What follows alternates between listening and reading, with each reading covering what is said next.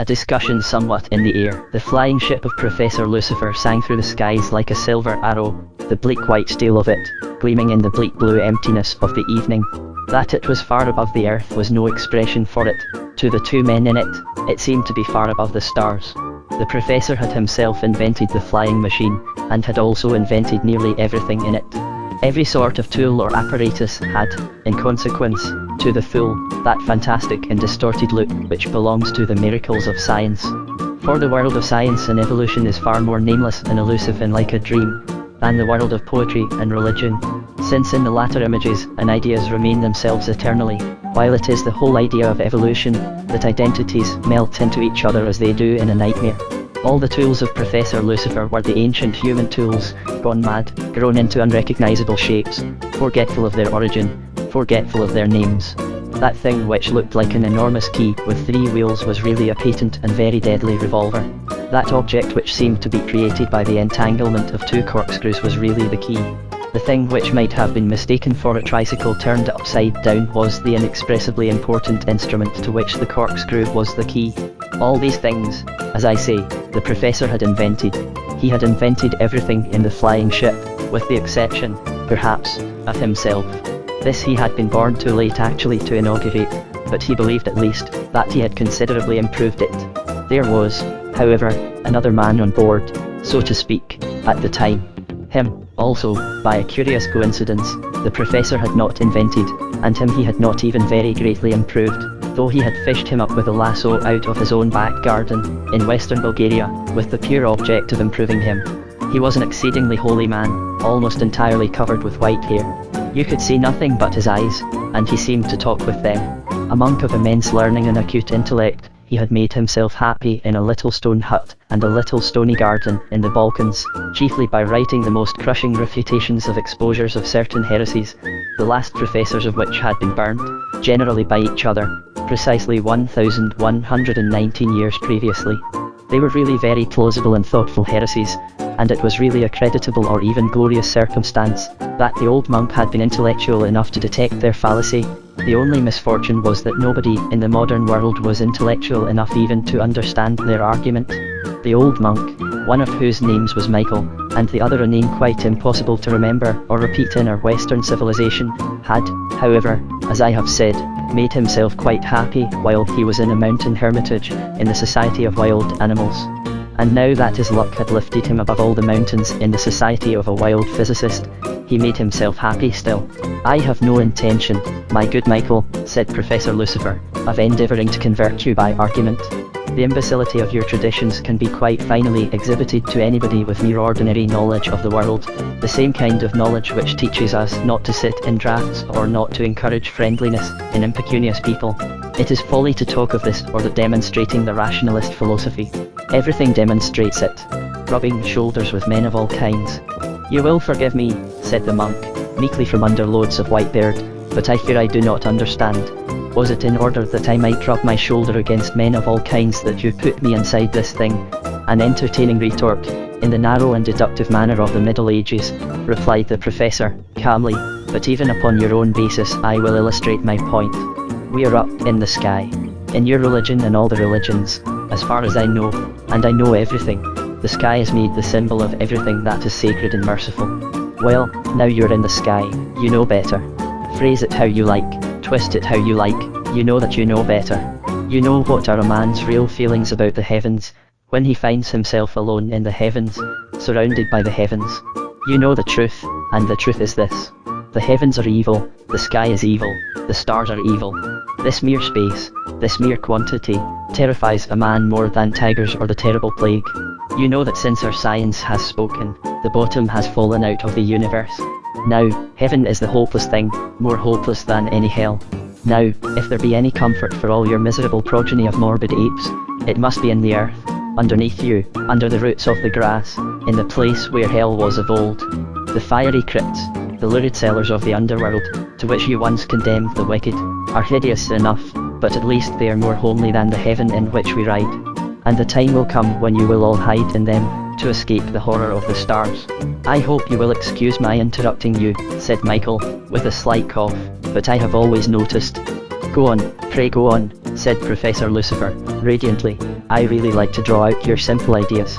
"Well, the fact is," said the other, "that much as I admire your rhetoric, and the rhetoric of your school, from a purely verbal point of view, such little study of you in your school in human history as I have been enabled to make has led me to a rather singular conclusion, which I find great difficulty in expressing, especially in a foreign language." Come, said the professor, encouragingly, "I'll help you out." "How did my view strike you?" "Well, the truth is, I know I don't express it properly, but somehow it seemed to me that you always convey ideas of the kind with most eloquence. Oh, get on," cried Lucifer, boisterously. "Well, in point of fact, when your flying ship is just going to run into something. I thought you wouldn't mind my mentioning it, but it's running into something now." Lucifer exploded with an oath and leapt erect, leaning hard upon the handle that acted as a helm to the vessel. For the last 10 minutes they had been shooting downwards into great cracks and caverns of cloud. Now, through a sort of purple haze, could be seen comparatively near to them what seemed to be the upper part of a huge, dark orb or sphere. I landed in a sea of cloud. The professor's eyes were blazing like a maniac's. "It is a new world," he cried, with a dreadful mirth. "It is a new planet and it shall bear my name. This star and not that other vulgar one shall be Lucifer, son of the morning. Here we will have no chartered lunacies. Here we will have no gods. Here man shall be as innocent as the daisies, as innocent and as cruel. Here the intellect." "There seems," said Michael, timidly, "to be something sticking up in the middle of it." "So there is," said the professor, leaning over the side of the ship, his spectacles shining with intellectual excitement. "What can it be? It might of course be merely a—" Then a shriek indescribable broke out of him of a sudden, and he flung up his arms like a lost spirit. The monk took the helm in a tired way. He did not seem much astonished, for he came from an ignorant part of the world, in which it is not uncommon for lost spirits to shriek when they see the curious shape which the professor had just seen on the top of the mysterious ball, but he took the helm only just in time, and by driving it hard to the left he prevented the flying ship from smashing into St. Paul's Cathedral. A plain of sad-coloured cloud lay along the level of the top of the cathedral dome, so that the ball and the cross looked like a boy riding on a leaden sea. As the flying ship swept towards it, this plain of cloud looked as dry and definite and rocky as any grey desert. Hence it gave to the mind and body a sharp and unearthly sensation when the ship cut and sank into the cloud, as into any common mist, a thing without resistance. There was, as it were, a deadly shock in the fact that there was no shock. It was as if they had cloven into ancient cliffs like so much butter. But sensations awaited them which were much stranger than those of sinking through the solid earth. For a moment their eyes and nostrils were stopped with darkness and opaque cloud. Then the darkness warmed into a kind of brown fog. And far, far below them the brown fog fell until it warmed into fire. Through the dense London atmosphere, they could see below them the flaming London lights which lay beneath them in squares and oblongs of fire. The fog and fire were mixed in a passionate vapour. You might say that the fog was drowning the flames, or you might say that the flames had set the fog on fire. Beside the ship and beneath it, for it swung just under the ball, the immeasurable dome itself shot out and down into the dark like a combination of voiceless cataracts. Or it was like some cyclopean sea beast sitting above London and letting down its tentacles bewilderingly on every side, a monstrosity in that starless heaven. For the clouds that belonged to London had closed over the heads of the voyagers, sealing up the entrance of the upper air. They had broken through a roof and come into a temple of twilight. They were so near to the ball that Lucifer leaned his hand against it, holding the vessel away, as men push a boat off from a bank. Above it the cross, already draped in the dark mists of the borderland, was shadowy and more awful in shape and size. Professor Lucifer slapped his hand twice upon the surface of the great orb as if he were caressing some enormous animal. "This is the fellow," he said. "This is the one for my money." "May I with all respect inquire," asked the old monk, "what on earth you're talking about?" "Why this," cried Lucifer, smiting the ball again. "Here is the only symbol, my boy. So fat, so satisfied. Not like that scraggy individual, stretching his arms in stark weariness." And he pointed up to the cross, his face dark with a grin. "I was telling you just now, Michael, that I can prove the best part of the rationalist case, and the Christian humbug from any symbol you like to give me, from any instance I came across. Here is an instance with a vengeance. What could possibly express your philosophy and my philosophy better than the shape of the cross and the shape of this ball? This globe is reasonable, that cross is unreasonable. It is a four-legged animal, with one leg longer than the others. The globe is inevitable. The cross is arbitrary. Above all, the globe is at unity with itself. The cross is primarily and above all things at enmity with itself. The cross is the conflict of two hostile lines, of irreconcilable direction. That silent thing up there is essentially a collision, a crash, a struggle in stone. Ha! That sacred symbol of yours has actually given its name to a description of desperation and muddle. When we speak of men at once ignorant of each other and frustrated by each other, we say they are at cross purposes. Away with the thing. The very shape of it is a contradiction in terms. What you say is perfectly true, said Michael, with serenity. But we like contradictions in terms. Man is a contradiction in terms. He is a beast whose superiority to other beasts consists in having fallen. That cross is, as you say, an eternal collision. So am I. That is a struggle in stone. Every form of life is a struggle in flesh. The shape of the cross is irrational, just as the shape of the human animal is irrational. You say the cross is a quadruped with one limb longer than the rest. I say man is a quadruped who only uses two of his legs. The professor frowned thoughtfully for an instant, and said, "Of course everything is relative, and I would not deny that the element of struggle and self-contradiction, represented by the cross, has a necessary place at a certain evolutionary stage. But surely the cross is the lower development and the sphere the higher. After all, it is easy enough to see what is really wrong with Wren's architectural arrangement." "And what is that, pray?" inquired Michael, meekly. "The cross is on top of the ball," said Professor Lucifer, simply. "That is surely wrong. The ball should be on top of the cross. The cross is a mere barbaric prop, the ball is perfection. The cross at its best is but the bitter tree of man's history. The ball is the rounded, the ripe and final fruit. And the fruit should be at the top of the tree, not at the bottom of it." "Oh," said the monk, a wrinkle coming into his forehead, "so you think that in a rationalistic scheme of symbolism, the ball should be on top of the cross?" "It sums up my whole allegory," said the professor. "Well, that is really very interesting," resumed Michael slowly, "because I think in that case you would see a most singular effect, an effect that has generally been achieved by all those able and powerful systems which rationalism, or the religion of the ball, has produced to lead or teach mankind. You would see, I think, that thing happen which is always the ultimate embodiment and logical outcome of your logical scheme." "What are you talking about?" asked Lucifer. "What would happen?" "I mean it would fall down," said the monk, looking wistfully into the void. Lucifer made an angry movement and opened his mouth to speak, but Michael, with all his air of deliberation, was proceeding before he could bring out a word. "I once knew a man like you, Lucifer," he said, with a maddening monotony and slowness of articulation. "He took this." "There is no man like me," cried Lucifer, with a violence that shook the ship. "As I was observing," continued Michael, "this man also took the view that the symbol of Christianity was a symbol of savagery and all unreason. His history is rather amusing. It is also a perfect allegory of what happens to rationalists like yourself. He began, of course, by refusing to allow a crucifix in his house, or round his wife's neck, or even in a picture. He said, as you say, that it was an arbitrary and fantastic shape, that it was a monstrosity, loved because it was paradoxical. Then he began to grow fiercer and more eccentric. He would batter the crosses by the roadside, for he lived in a Roman Catholic country. Finally, in a height of frenzy, he climbed the steeple of the parish church and tore down the cross, waving it in the air, and uttering wild soliloquies up there under the stars. Then one still summer evening, as he was wending his way homewards, along a lane, the devil of his madness came upon him with a violence and transfiguration which changes the world. He was standing smoking, for a moment, in the front of an interminable line of pilings, when his eyes were opened. Not a light shifted, not a leaf stirred, but he saw as if by a sudden change in the eyesight that this paling was an army of innumerable crosses linked together over hill and dale. And he whirled up his heavy stick and went at it as if at an army. Mile after mile along his homeward path, he broke it down and tore it up. For he hated the cross, and every paling is a wall of crosses. When he returned to his house, he was a literal madman. He sat upon a chair and then started up from it, for the cross bars of the carpentry repeated the intolerable image. He flung himself upon a bed only to remember that this, too, like all workmanlike things, was constructed on the accursed plan.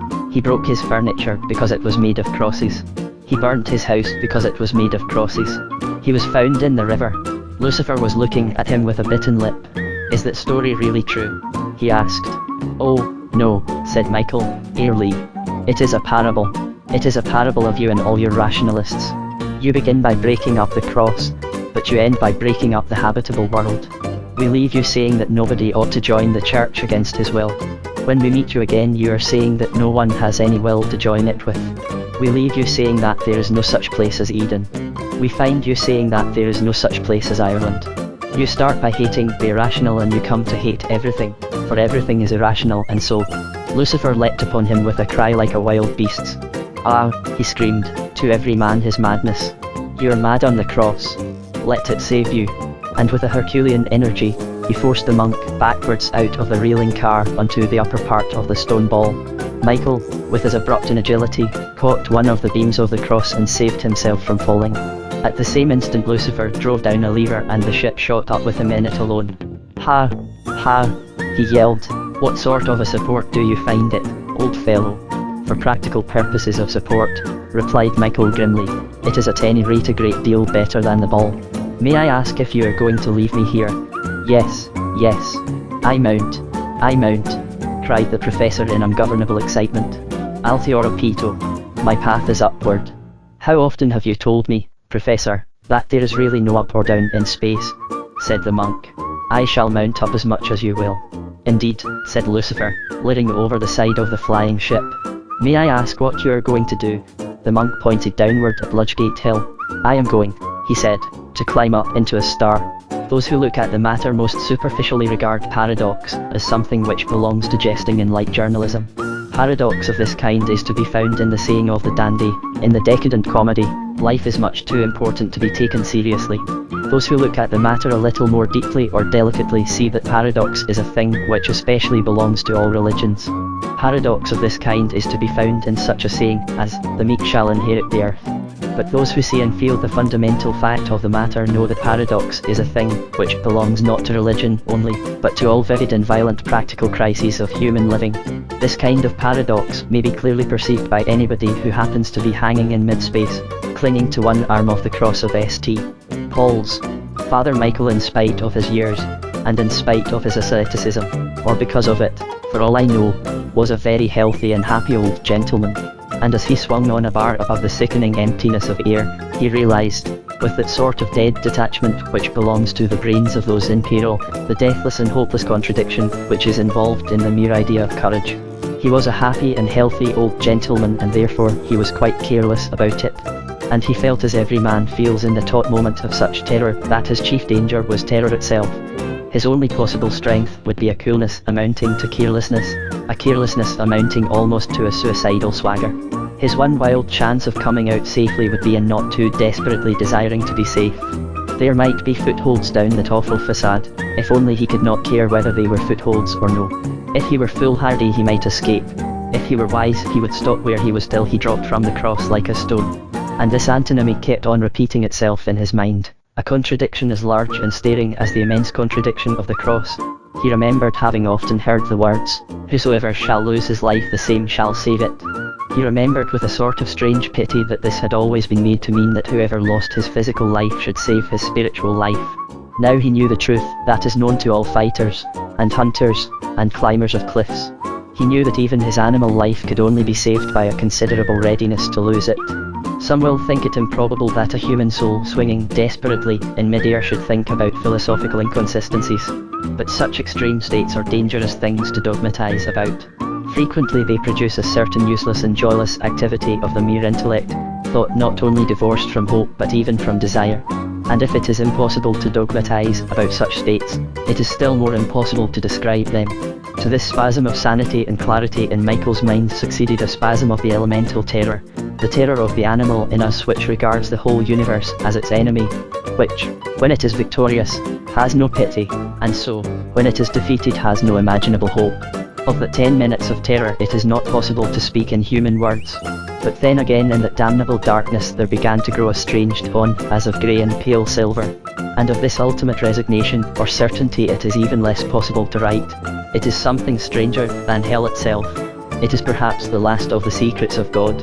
At the highest crisis of some incurable anguish there will suddenly fall upon the man the stillness of an insane contentment. It is not hope, for hope is broken and romantic and concerned with the future. This is complete and of the present.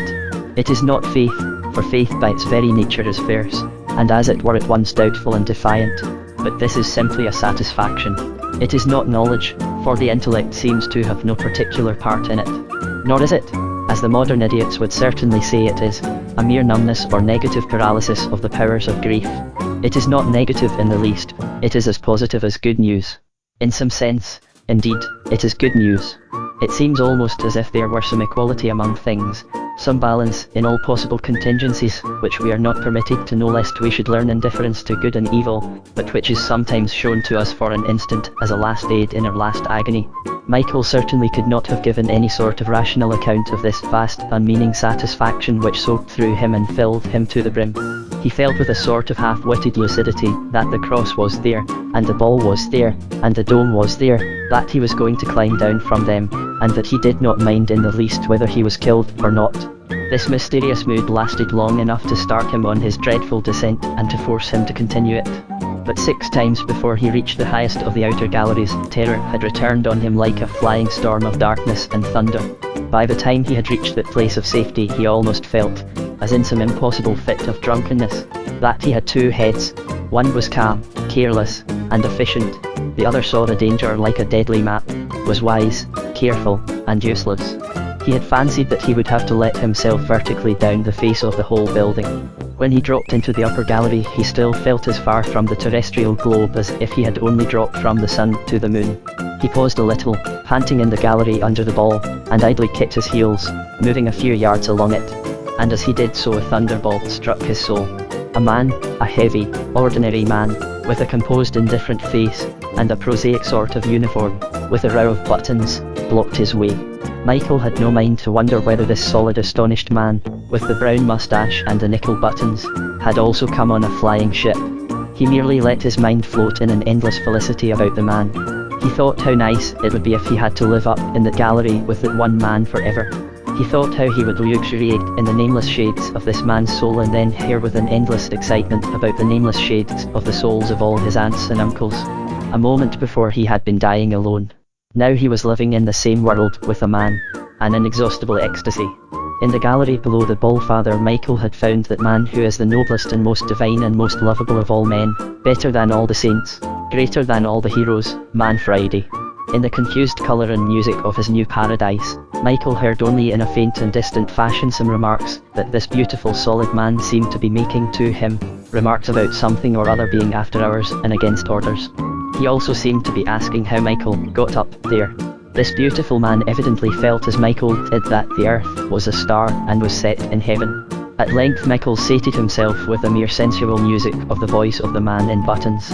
He began to listen to what he said, and even to make some attempt at answering a question which appeared to have been put several times and was now put with some excess of emphasis. Michael realized that the image of God in nickel buttons was asking him how he had come there. He said that he had come in Lucifer's ship. On his giving this answer the demeanour of the image of God underwent a remarkable change. From addressing Michael gruffly, as if he were a malefactor, he began suddenly to speak to him with a sort of eager and feverish amiability as if he were a child. He seemed particularly anxious to coax him away from the balustrade. He led him by the arm towards a door leading into the building itself, soothing him all the time. He gave what even Michael, slight as was his knowledge of the world, felt to be an improbable account of the sumptuous pleasures and varied advantages awaiting him downstairs. Michael followed him, however, if only out of politeness, down an apparently interminable spiral of staircase. At one point a door opened. Michael stepped through it, and the unaccountable man in buttons leapt after him and pinioned him where he stood. But he only wished to stand and stare. He had stepped as it were into another infinity, out under the dome of another heaven. But this was a dome of heaven made by man. The gold and green and crimson of its sunset were not in the shapeless clouds but in shapes of cherubim and seraphim, awful human shapes with a passionate plumage. Its stars were not above but far below, like fallen stars, still in unbroken constellations. The dome itself was full of darkness. And far below, lower even than the lights, could be seen creeping or motionless, great black masses of men. The tongue of a terrible organ seemed to shake the very air in the whole void, and through it there came up to Michael the sound of a tongue more terrible, the dreadful everlasting voice of man, calling to his gods from the beginning to the end of the world. Michael felt almost as if he were a god, and all the voices were hurled at him. No, the pretty things aren't here, said the demigod in buttons, caressingly. The pretty things are downstairs. You come along with me.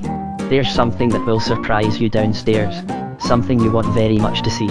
Evidently the man in buttons did not feel like a god, so Michael made no attempt to explain his feelings to him, but followed him meekly enough down the trail of the serpentine staircase. He had no notion where or at what level he was. He was still full of the cold splendour of space, and of what a French writer has brilliantly named the vertigo of the infinite, when another door opened, and with a shock indescribable he found himself on the familiar level, in a street full of faces, with the houses and even the lamp-posts above his head. He felt suddenly happy and suddenly indescribably small.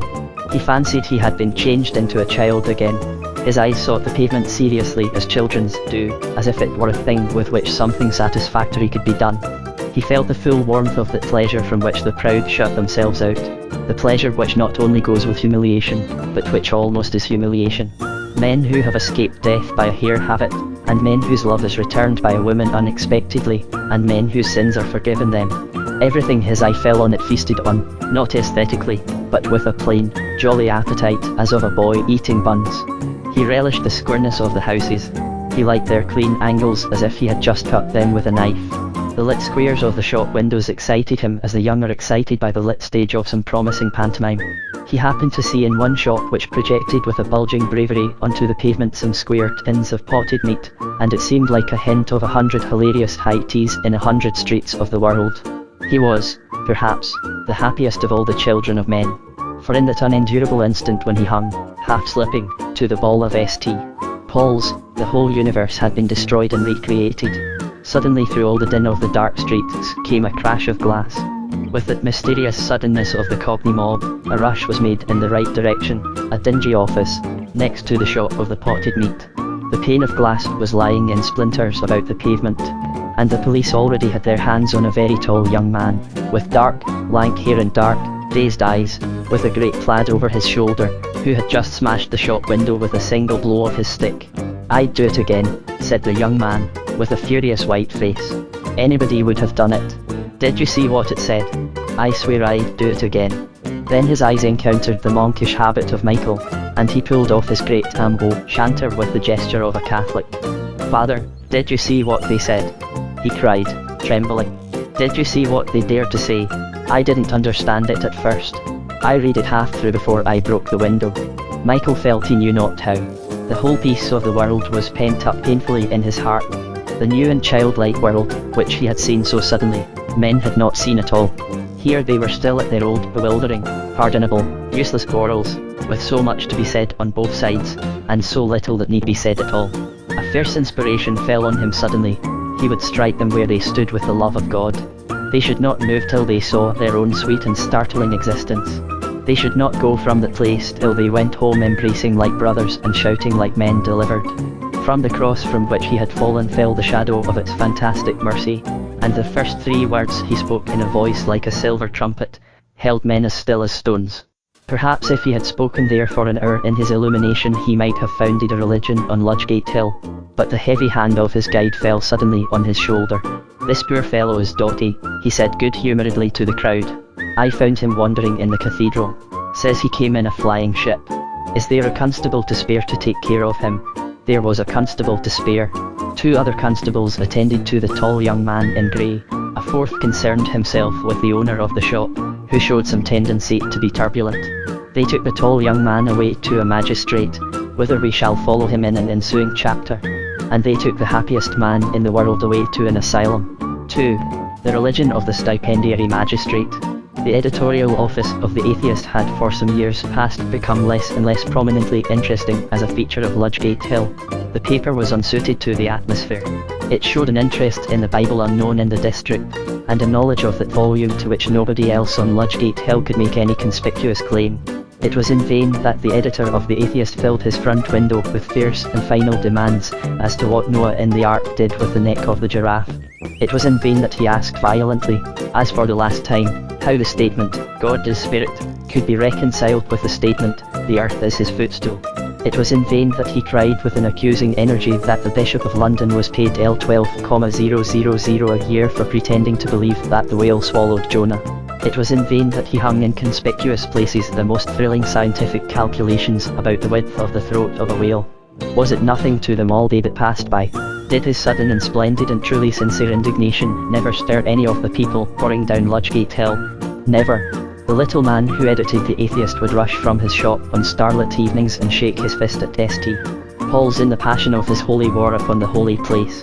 He might have spared his emotion. The cross at the top of St. Paul's and the atheist shop at the foot of it were alike remote from the world. The shop and the cross were equally uplifted and alone in the empty heavens.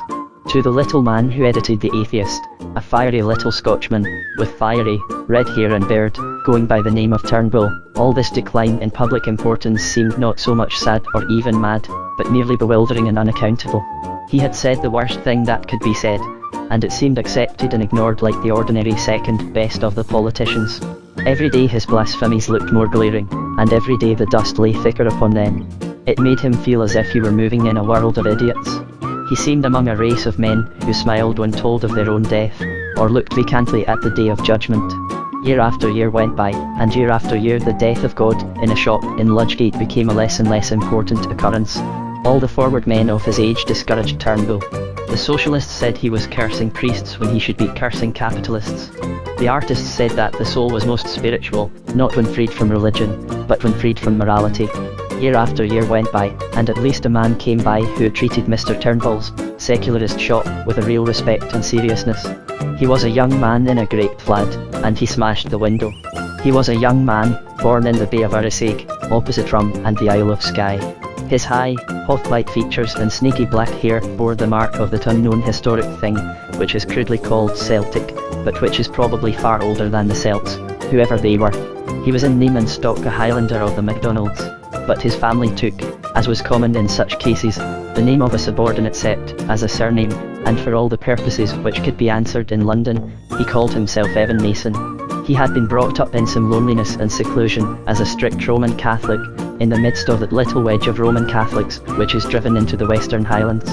And he had found his way as far as Fleet Street, seeking some half-promised employment, without having properly realised that there were in the world any people who were not Roman Catholics. He had uncovered himself for a few moments before the statue of Queen Anne, in front of St. Paul's Cathedral, under the firm impression that it was a figure of the Virgin Mary. He was somewhat surprised at the lack of deference shown to the figure by the people bustling by. He did not understand that their one essential historical principle, the one law truly graven on their hearts, was the great and comforting statement that Queen Anne is dead. This faith was as fundamental as his faith that Our Lady was alive. Any persons he had talked to since he had touched the fringe of our fashion or civilization had been by a coincidence, sympathetic or hypocritical, or if they had spoken some established blasphemies, he had been unable to understand them merely owing to the preoccupied satisfaction of his mind. On that fantastic fringe of the Gallic land where he walked as a boy, the cliffs were as fantastic as the clouds. Heaven seemed to humble itself and come closer to the earth. The common paths of his little village began to climb quite suddenly and seemed resolved to go to heaven. The sky seemed to fall down towards the hills. The hills took hold upon the sky. In the sumptuous sunset of gold and purple and peacock green, cloudlets and islets were the same. Evan lived like a man walking on a borderland, the borderland between this world and another. Like so many men and nations who grow up with nature and the common things, he understood the supernatural before he understood the natural. He had looked at dim angels standing knee-deep in the grass before he had looked at the grass. He knew that Our Lady's robes were blue before he knew the wild roses round her feet were red. The deeper his memory plunged into the dark house of childhood, the nearer and nearer he came to the things that cannot be named. All through his life he thought of the daylight world as a sort of divine debris, the broken remainder of his first vision. The skies and mountains were the splendid offscourings of another place.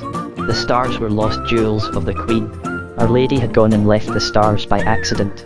His private tradition was equally wild and unworldly. His great-grandfather had been cut down at Culloden, certain in his last instant that God would restore the king.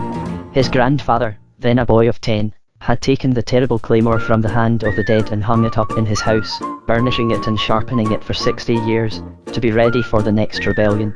His father, the youngest son and the last left alive, had refused to attend on Queen Victoria in Scotland, and Evan himself had been of one piece with his progenitors, and was not dead with them, but alive in the 20th century. He was not in the least the pathetic Jacobite of whom we read, left behind by a final advance of all things. He was, in his own fancy, a conspirator, fierce and up to date. In the long, dark afternoons of the Highland winter, he plotted and fumed in the dark. He drew plans of the capture of London on the desolate sand of Arisaig. When he came up to capture London, it was not with an army of white cockades, but with a stick and a satchel. London overawed him a little, not because he thought it grand or even terrible, but because it bewildered him. It was not the Golden City, or even hell, it was limbo. He had one shock of sentiment, when he turned that wonderful corner of Fleet Street and saw St. Paul's sitting in the sky. Ah, he said, after a long pause, that sort of thing was built under the Stuarts. Then with a sour grin, he asked himself what was the corresponding monument of the Brunswicks and the Protestant Constitution. After some warning, he selected a sky sign of some pill. Half an hour afterwards his emotions left him with an emptied mind on the same spot, and it was in a mood of mere idle investigation that he happened to come to a standstill opposite the office of the Atheist. He did not see the word atheist, or if he did, it is quite possible that he did not know the meaning of the word. Even as it was, the document would not have shocked even the innocent Highlander, but for the troublesome and quite unforeseen fact that the innocent Highlander read it stolidly to the end, a thing unknown among the most enthusiastic subscribers to the paper, and calculated in any case to create a new situation. With a smart journalistic instinct characteristic of all his school, the editor of The Atheist had put first in his paper and most prominently in his window an article called The Mesopotamian Mythology and Its Effects on Syriac Folklore. Mr. Evan Mason began to read this quite idly, as he would have read a public statement beginning with a young girl dying in Brighton and ending with by all beans. He received a very considerable amount of information accumulated by the author with the tired clearness of the mind which children have on heavy summer afternoons, that tired clearness which leads them to go on asking questions long after they have lost interest in the subject and are as bored as their nurse. The streets were full of people and empty of adventures. He might as well know about the gods of Mesopotamia as not, so he flattened his long, lean face against the dim bleak pane of the window and read all there was to read about Mesopotamian gods. He read how the Mesopotamians had a god named Sho, sometimes pronounced G, and that he was described as being very powerful, a striking similarity to some expressions about Jahve, who is also described as having power. Evan had never heard of Jahve in his life, and imagining him to be some other Mesopotamian idol, read on with a dull curiosity. He learned that the name Sho, under its third form of Se, occurs in an early legend which describes how the deity, after the manner of Jupiter on so many occasions, seduced a virgin and begat a hero. This hero, whose name is not essential to her existence, was, it was said, the chief hero and saviour of the Mesopotamian ethical scheme. Then followed a paragraph giving other examples of such heroes and saviours being born of some profligate intercourse between God and mortal. Then followed a paragraph, but Evan did not understand it. He read it again and then again. Then he did understand it. The glass fell in ringing fragments onto the pavement, and Evan sprang over the barrier into the shop, brandishing his stick. "What is this?" cried little Mr. Turnbull, starting up with hair aflame.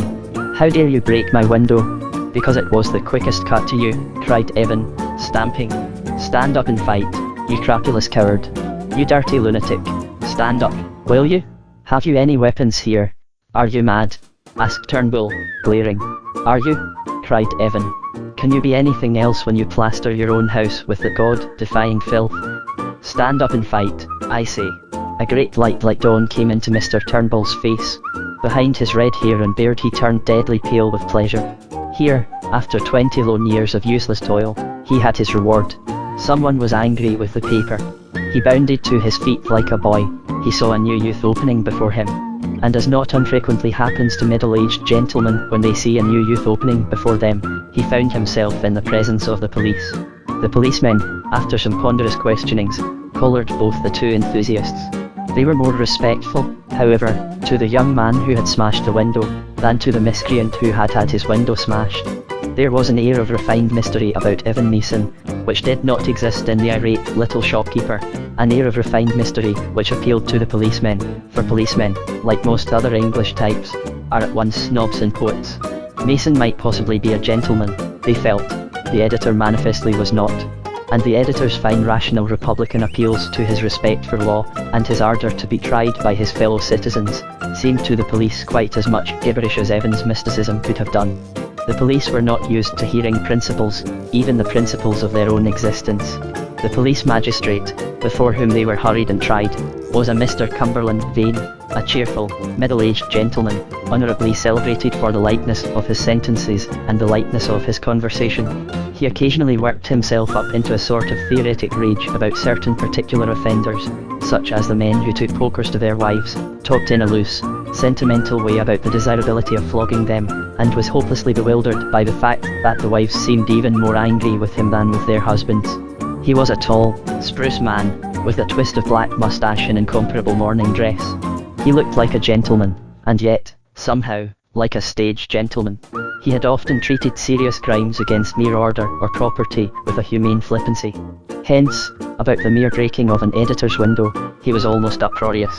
"Come, Mr. Mason, come," he said, leaning back in his chair. "Do you generally enter your friends' houses by walking through the glass?" Laughter. "He is not my friend," said Evan, with the stolidity of a dull child. "Not your friend, eh?" said the magistrate, sparkling. "Is he your brother-in-law?" Loud and prolonged laughter. "He is my enemy," said Evan, simply. "He is the enemy of God." Mr. Vane shifted sharply in his seat, dropping the eyeglass out of his eye in a momentary and not unmanly embarrassment. "You mustn't talk like that here," he said, roughly, and in a kind of hurry.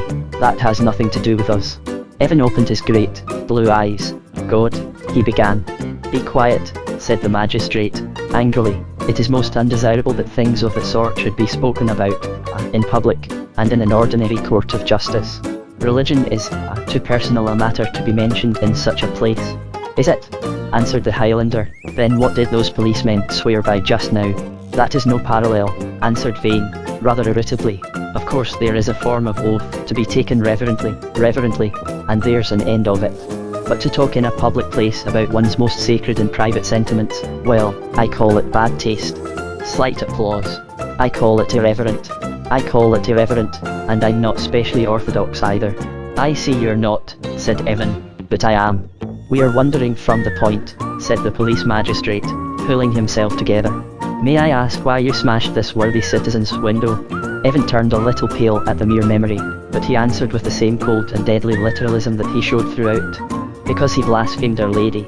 "I tell you once and for all," cried Mr. Cumberland Vane, rapping his knuckles angrily on the table, "I tell you, once and for all, my man, that I will not have you turning on any religious rant or cant here. Don't imagine that it will impress me. The most religious people are not those who talk about it." Applause. "You answer the questions and do nothing else." "I did nothing else," said Evan, with a slight smile. "Eh?" cried Vane, glaring through his eyeglass. "You asked me why I broke his window," said Mason, with a face of wood. "I answered, because he blasphemed Our Lady. I had no other reason. So I have no other answer." Vane continued to gaze at him with a sternness not habitual to him. "You are not going the right way to work, sir," he said, with severity. "You are not going the right way to work to have your case treated with special consideration. If you had simply expressed regret for what you had done, I should have been strongly inclined to dismiss the matter as an outbreak of temper. Even now, if you say that you are sorry, I shall only—" "But I am not in the least sorry," said Evan. "I am very pleased." "I really believe you're insane," said the stipendiary, indignantly, for he had really been doing his best as a good-natured man to compose the dispute. "What conceivable right have you to break other people's windows because their opinions do not agree with yours?" This man only gave expression to his sincere belief. "So did I," said the Highlander. "And who are you?"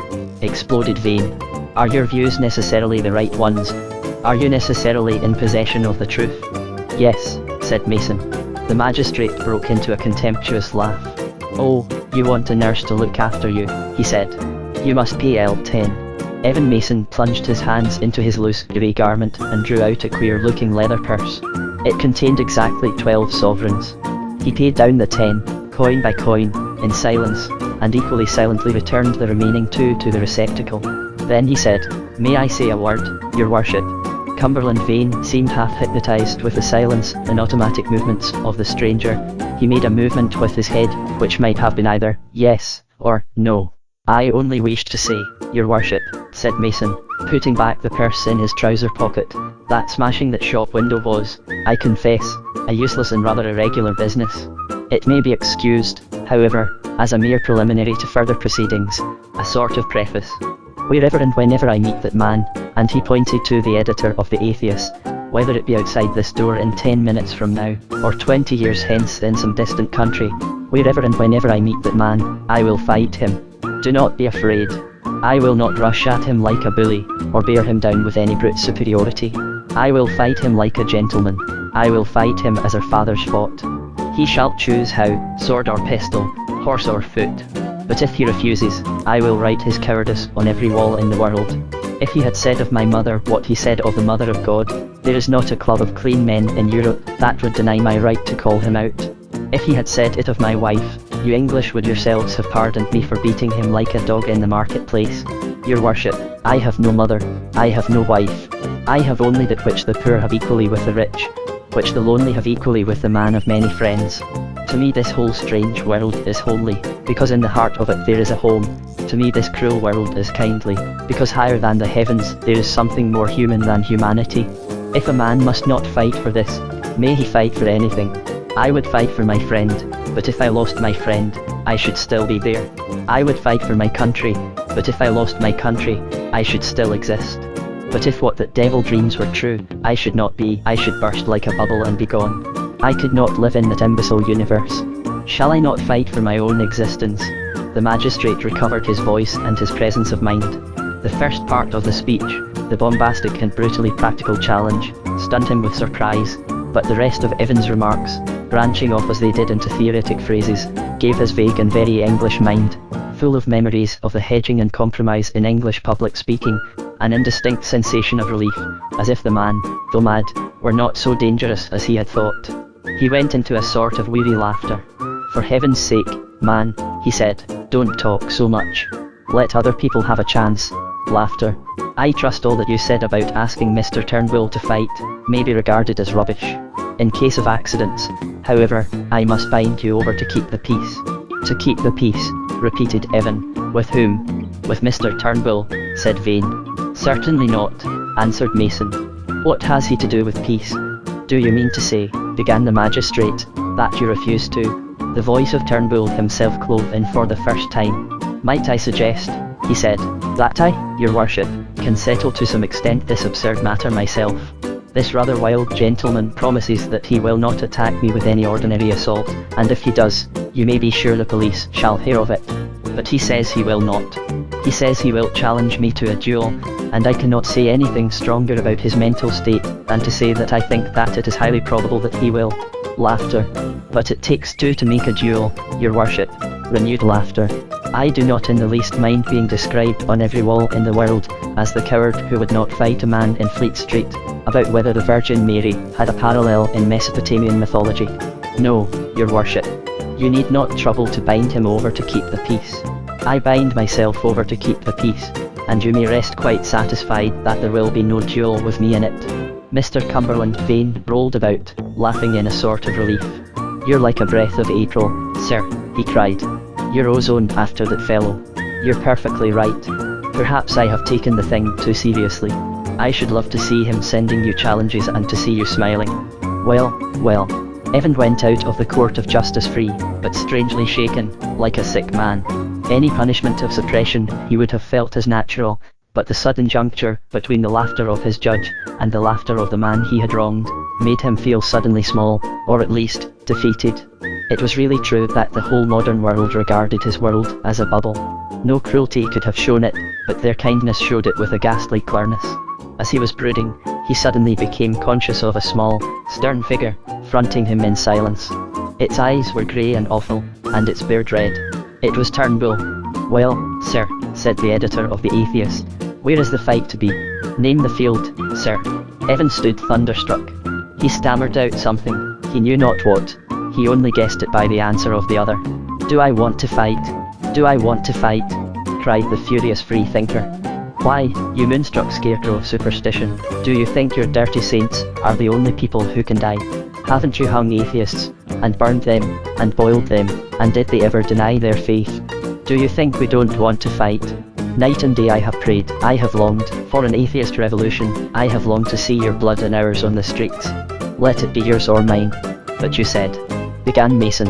I know, said Turnbull scornfully. And what did you say? You damned fool, you said things that might have got us locked up for a year, and shadowed by the coppers for half a decade. If you wanted to fight, why did you tell that ass you wanted to? I got you out, to fight if you want to. Now, fight if you dare. I swear to you, then, said Mason, after a pause. I swear to you that nothing shall come between us. I swear to you that nothing shall be in my heart or in my head till our swords clash together. I swear it by the God you have denied, by the blessed lady you have blasphemed. I swear it by the 7 swords in her heart. I swear it by the holy island where my fathers are, by the honour of my mother, by the secret of my people, and by the chalice of the blood of God. The atheist drew up his head.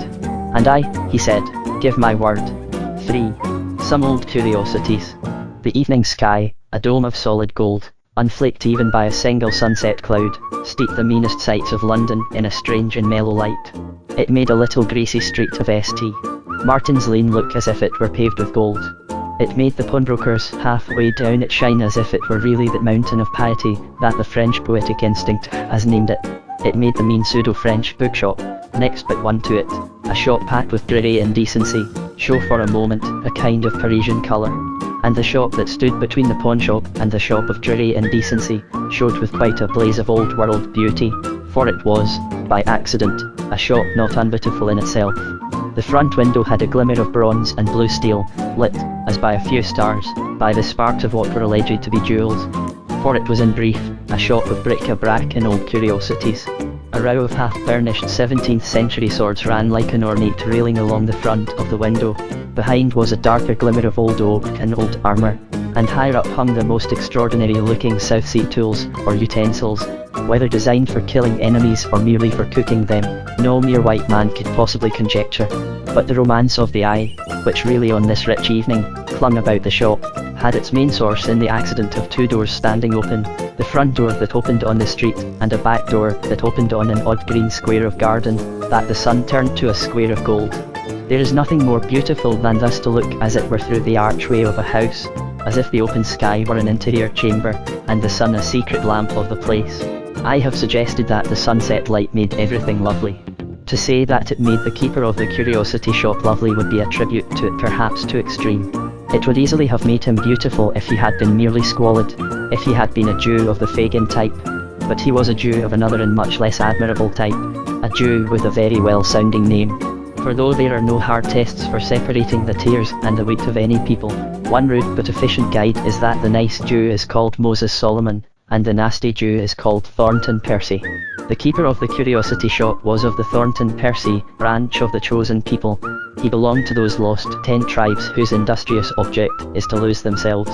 He was a man still young, but already corpulent, with sleek dark hair, heavy handsome clothes, and a full, fat, permanent smile, which looked at the first glance kindly, and at the second cowardly. The name over his shop was Henry Gordon, but 2 Scotchmen who were in his shop that evening could come upon no trace of a Scotch accent. These 2 Scotchmen in this shop were careful purchasers, but free-handed pairs. One of them, who seemed to be the principal and the authority, whom, indeed, Mr. Henry Gordon fancied he had seen somewhere before, was a small, sturdy fellow, with fine grey eyes, a square red tie and a square red beard, that he carried aggressively forward as if he defied anyone to pull it. The other kept so much in the background in comparison that he looked almost ghostly in his grey cloak or plaid, a tall, sallow, silent young man. The 2 Scotchmen were interested in 17th century swords. They were fastidious about them. They had a whole armoury of these weapons brought out and rolled clattering about the counter, until they found 2 of precisely the same length. Presumably they desired the exact symmetry for some decorative trophy. Even then they felt the points, poised the swords for balance, and bent them in a circle to see that they sprang straight again, which, for decorative purposes, seems carrying realism rather far.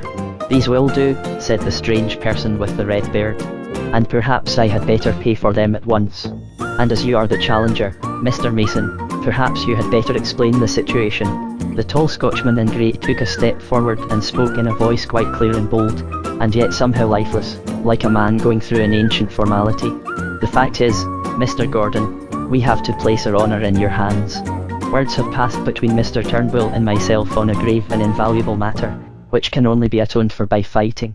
Unfortunately, as the police are in some sense pursuing us. We are hurried, and must fight now and without seconds. But if you will be so kind as to take us into your little garden and see fair play, we shall feel how."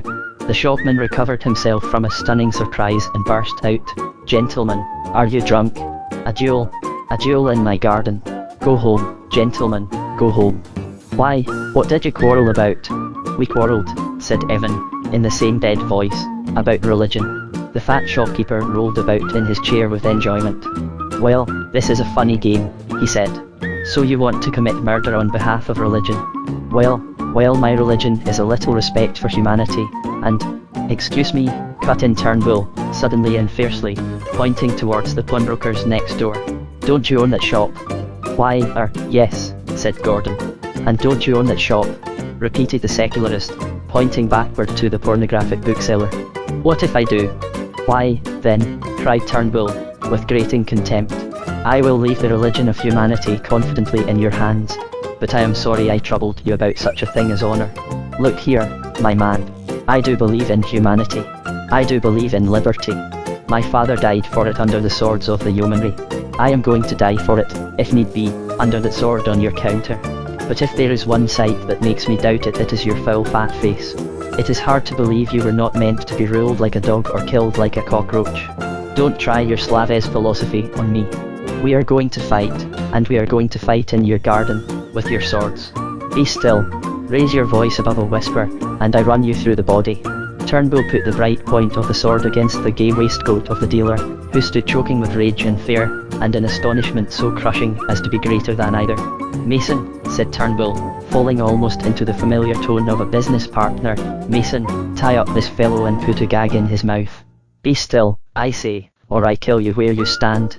The man was too frightened to scream, but he struggled wildly, while Evan Mason, whose long, lean hands were unusually powerful, tightened some old curtain cords round him, strapped a rope gag in his mouth and rolled him on his back on the floor. "There's nothing very strong here," said Evan, looking about him. "I'm afraid he'll work through the gag in half an hour or so." "Yes," said Turnbull, "but one of us will be killed by the time." "Well, let's hope so," said the Highlander, glancing doubtfully at the squirming thing on the floor. "And now," said Turnbull, twirling his fiery moustache and fingering his sword, "let us go into the garden." "What an exquisite summer evening." Mason said nothing, but lifting his sword from the counter went out into the sun. The brilliant light ran along the blades, filling the channels of them with white fire. The combatants stuck their swords in the turf and took off their hats, coats, waistcoats, and boots. Evan said a short Latin prayer to himself, during which Turnbull made something of a parade of lighting a cigarette, which he flung away the instant after, when he saw Mason apparently standing ready. Yet Mason was not exactly ready. He stood staring like a man stricken with a trance. "What are you staring at?" asked Turnbull. "Do you see the bobbies?" "I see Jerusalem," said Evan, all covered with the shields and standards of the Saracens. "Jerusalem," said Turnbull, laughing. "Well, we've taken the only inhabitant into captivity." And he picked up his sword and made it whistle like a boy's wand. "I beg your pardon," said Mason, dryly. "Let us begin." Mason made a military salute with his weapon, which Turnbull copied or parodied with an impatient contempt, and in the stillness of the garden, the swords came together with a clear sound like a bell. The instant the blades touched, each felt them tingle to their very points with a personal vitality, as if they were two naked nerves of steel. Evan had worn throughout an air of apathy, which might have been the stale apathy of one who wants nothing. But it was indeed the more dreadful apathy of one who wants something and will care for nothing else. And this was seen suddenly. For the instant Evan engaged, he disengaged and lunged with an infernal violence. His opponent with a desperate promptitude parried and riposted.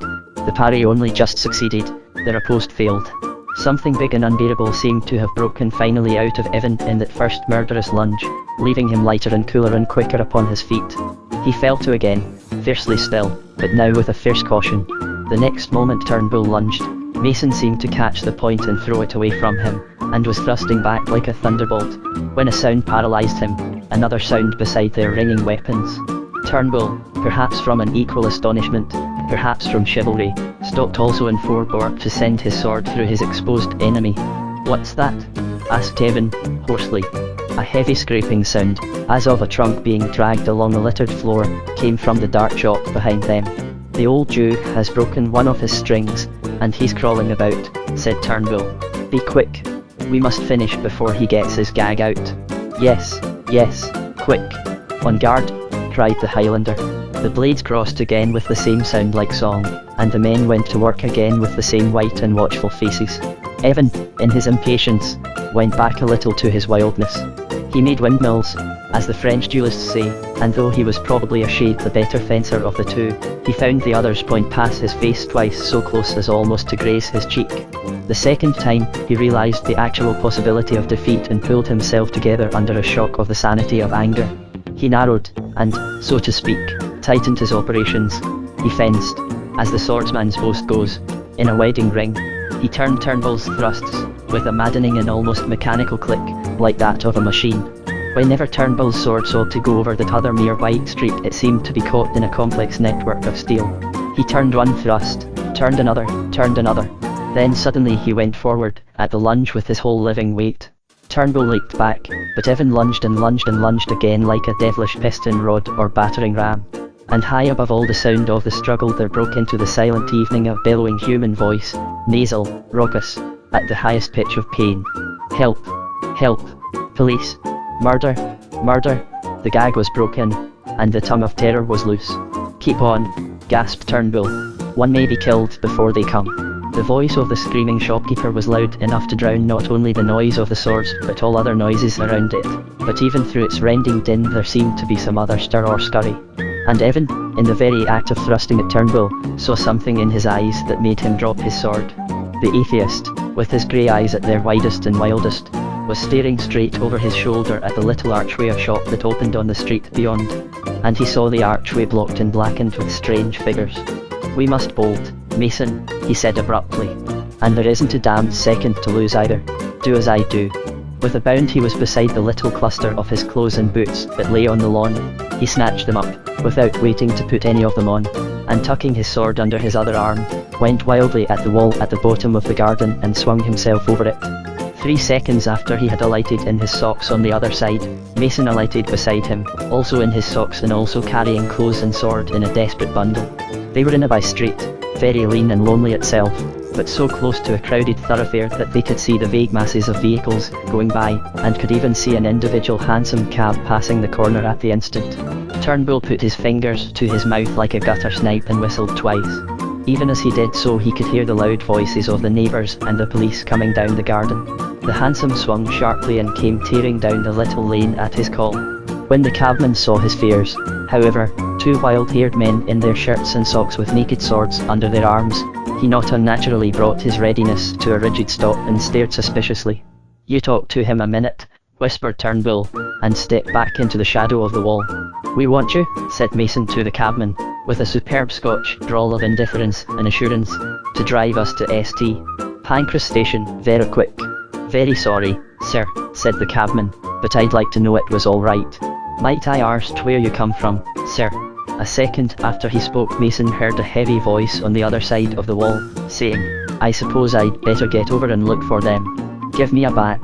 Cabby, said Mason, again assuming the most deliberate and lingering lowland Scotch intonation, if ye are really very anxious to ken where I come fra, I'll tell ye as a very great secret. I come from Scotland, and I'm going to St. Pancras Station. Open the doors, cabby. The cabman stared, but laughed. The heavy voice behind the wall said, Now then, a better back this time, Mr. Price. And from the shadow of the wall Turnbull crept out. He had struggled wildly into his coat, leaving his waistcoat on the pavement, and he was with a fierce pale face climbing up the cab behind the cabman. Mason had no glimmering notion of what he was up to, but an instinct of discipline, inherited from 100 men of war, made him stick to his own part and trust the other man's. Open the doors, cabby, he repeated, with something of the obstinate solemnity of a drunkard. Open the doors. Did ye no hear me say St. Pancras Station? The top of a policeman's helmet appeared above the garden wall. The cabman did not see it, but he was still suspicious and began, Very sorry, sir, but... And with that the cat-like Turnbull tore him out of his seat and hurled him into the street below, where he lay suddenly stunned. Give me his hat, said Turnbull in a silver voice, that the other obeyed like a bugle. And get inside with the swords. and just as the red and raging face of a policeman appeared above the wall, Turnbull struck the horse with a terrible cut of the whip, and the two went whirling away like a boomerang. They had spun through 7 streets and 3 or 4 squares before anything further happened. Then, in the neighbourhood of Maida Vale, the driver opened the trap and talked through it in a manner not wholly common in conversations through the aperture. "Mr. Mason," he said shortly and civilly. "Mr. Turnbull," replied his motionless fare. "Under circumstances such as those in which we were both recently placed, there was no time for anything but very abrupt action. I trust therefore that you have no cause to complain of me if I have deferred until this moment a consultation with you on our present position or future action." "Our present position, Mr. Mason, I imagine that I am under no special necessity of describing. We have broken the law and we are fleeing from its officers. Our future action is a thing about which I myself entertain sufficiently strong views, but I have no right to assume or to anticipate yours, though I may have formed a decided conception of your character and a decided notion of what they will probably be. Still, by every principle of intellectual justice, I am bound to ask you now and seriously whether you wish to continue our interrupted relations." Mason leaned his white and rather weary face back up on the cushions in order to speak up through the open door. "Mr. Turnbull," he said, "I have nothing to add to what I have said before. It is strongly borne in upon me that you and I, the sole occupants of this runaway cab, are at this moment the 2 most important people in London, possibly in Europe. I have been looking at all the streets as we went past. I have been looking at all the shops as we went past. I have been looking at all the churches as we went past. At first, I felt a little dazed with the vastness of it all. I could not understand what it all meant. But now I know exactly what it all means. It means us. This whole civilization is only a dream. You and I are the realities." "Religious symbolism," said Mr. Turnbull, through the trap, "does not, as you are probably aware, appeal ordinarily to thinkers of the school to which I belong. But in symbolism as you use it in this instance, I must, I think, concede a certain truth. We must fight this thing out somewhere, because, as you truly say, we have found each other's reality. We must kill each other, or convert each other. I used to think all Christians were hypocrites, and I felt quite mildly towards them really. But I know you are sincere, and my soul is mad against you. In the same way you used, I suppose, to think that all atheists thought atheism would leave them free for immorality, and yet in your heart you tolerated them entirely. Now you know that I am an honest man, and you are mad against me, as I am against you. Yes, that's it. You can't be angry with bad men, but a good man in the wrong, why one thirsts for his blood. Yes, you open for me a vista of thought." "Don't run into anything," said Evan, immovably. "There's something in that view of yours, too," said Turnbull, and shot down the trap. They sped on through shining streets that shot by them like arrows. Mr. Turnbull had evidently a great deal of unused practical talent which was unrolling itself in this ridiculous adventure. They had got away with such stunning promptitude that the police chase had in all probability not even properly begun. But in case it had, the amateur cabman chose his dizzy course through London with a strange dexterity. He did not do what would have first occurred to any ordinary outsider desiring to destroy his tracks. He did not cut into byways or twist his way through mean streets. His amateur common sense told him that it was precisely the poor street, the side street, that would be likely to remember and report the passing of a hansom cab, like the passing of a royal procession. He kept chiefly to the great roads, so full of hansoms that a wilder pair than they might easily have passed in the press. In one of the quieter streets Evan put on his boots. Towards the top of Albany Street the singular cabman again opened the trap. "Mr. Mason," he said, "I understand that we have now definitely settled that in the conventional language honour is not satisfied. Our action must at least go further than it has gone under recent interrupted conditions. That, I believe, is understood." "Perfectly," replied the other with his bootlace in his teeth. "Under those conditions," continued Turnbull, his voice coming through the hole with a slight note of trepidation very unusual with him, "I have a suggestion to make, if that can be called a suggestion, which has probably occurred to you as readily as to me. Until the actual event comes off we are practically in the position if not of comrades, at least of business partners. Until the event comes off, therefore I should suggest that quarrelling would be inconvenient and rather inartistic, while the ordinary exchange of politeness between man and man would be not only elegant but uncommonly practical." "You are perfectly right," answered Mason, with his melancholy voice, "in saying that all this has occurred to me. All duelists should behave like gentlemen to each other. But we, by the queerness of our position, are something much more than either duelists or gentlemen. We are, in the oddest and most exact sense of the term, brothers in arms. Mr. Mason, replied Turnbull, calmly, no more need be said. And he closed the trap once more. They had reached Finchley Road before he opened it again. Then he said, Mr. Mason, may I offer you a cigar? It will be a touch of realism. Thank you, answered Evan. You are very kind. And he began to smoke in the cab. 4. A discussion at dawn. The duelists had from their own point of view escaped or conquered the chief powers of the modern world. They had satisfied the magistrate, they had tied the tradesmen neck and heels, and they had left the police behind. As far as their own feelings went, they had melted into a monstrous sea. They were but the fare and driver of one of the million hansoms that fill London streets. But they had forgotten something. They had forgotten journalism. They had forgotten that there exists in the modern world, perhaps for the first time in history, a class of people whose interest is not that things should happen well or happen badly, should happen successfully or happen unsuccessfully, should happen to the advantage of this party or the advantage of that part, but whose interest simply is that things should happen.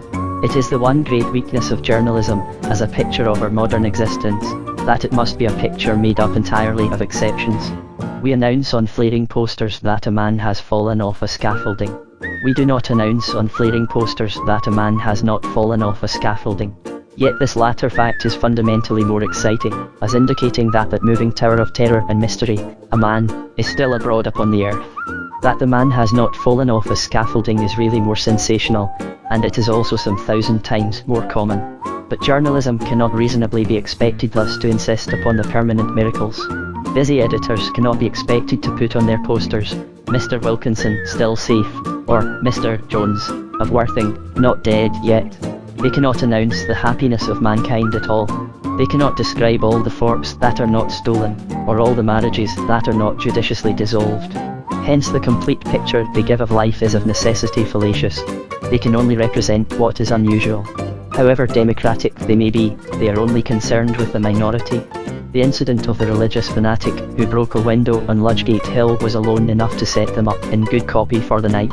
But when the same man was brought before a magistrate and defied his enemy to mortal combat in the open court, then the columns would hardly hold the excruciating information, and the headlines were so large that there was hardly room for any of the text.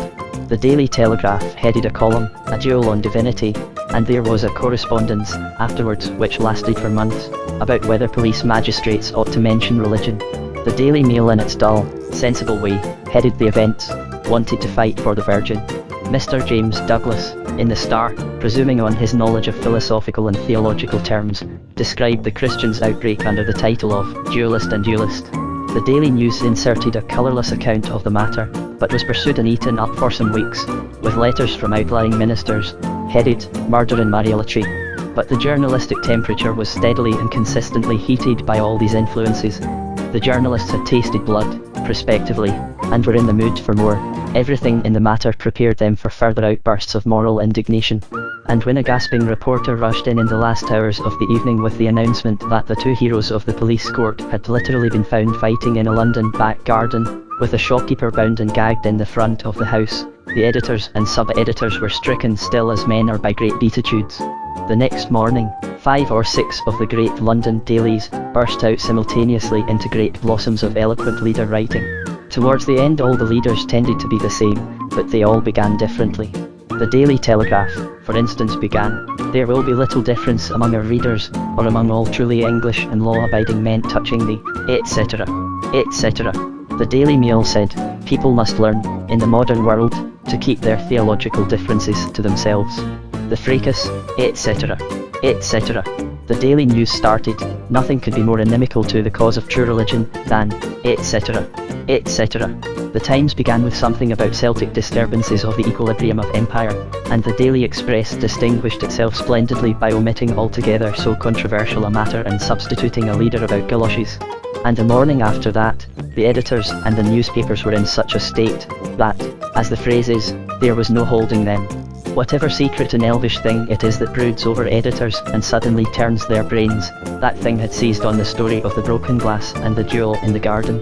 It became monstrous and omnipresent, as do in our time the unimportant doings of the sect of the Agathonites, or as did at an earlier time the dreary dishonesties of the Rhodesian financiers. Questions were asked about it, and even answered, in the House of Commons. The government was solemnly denounced in the papers for not having done something, nobody knew what, to prevent the window being broken.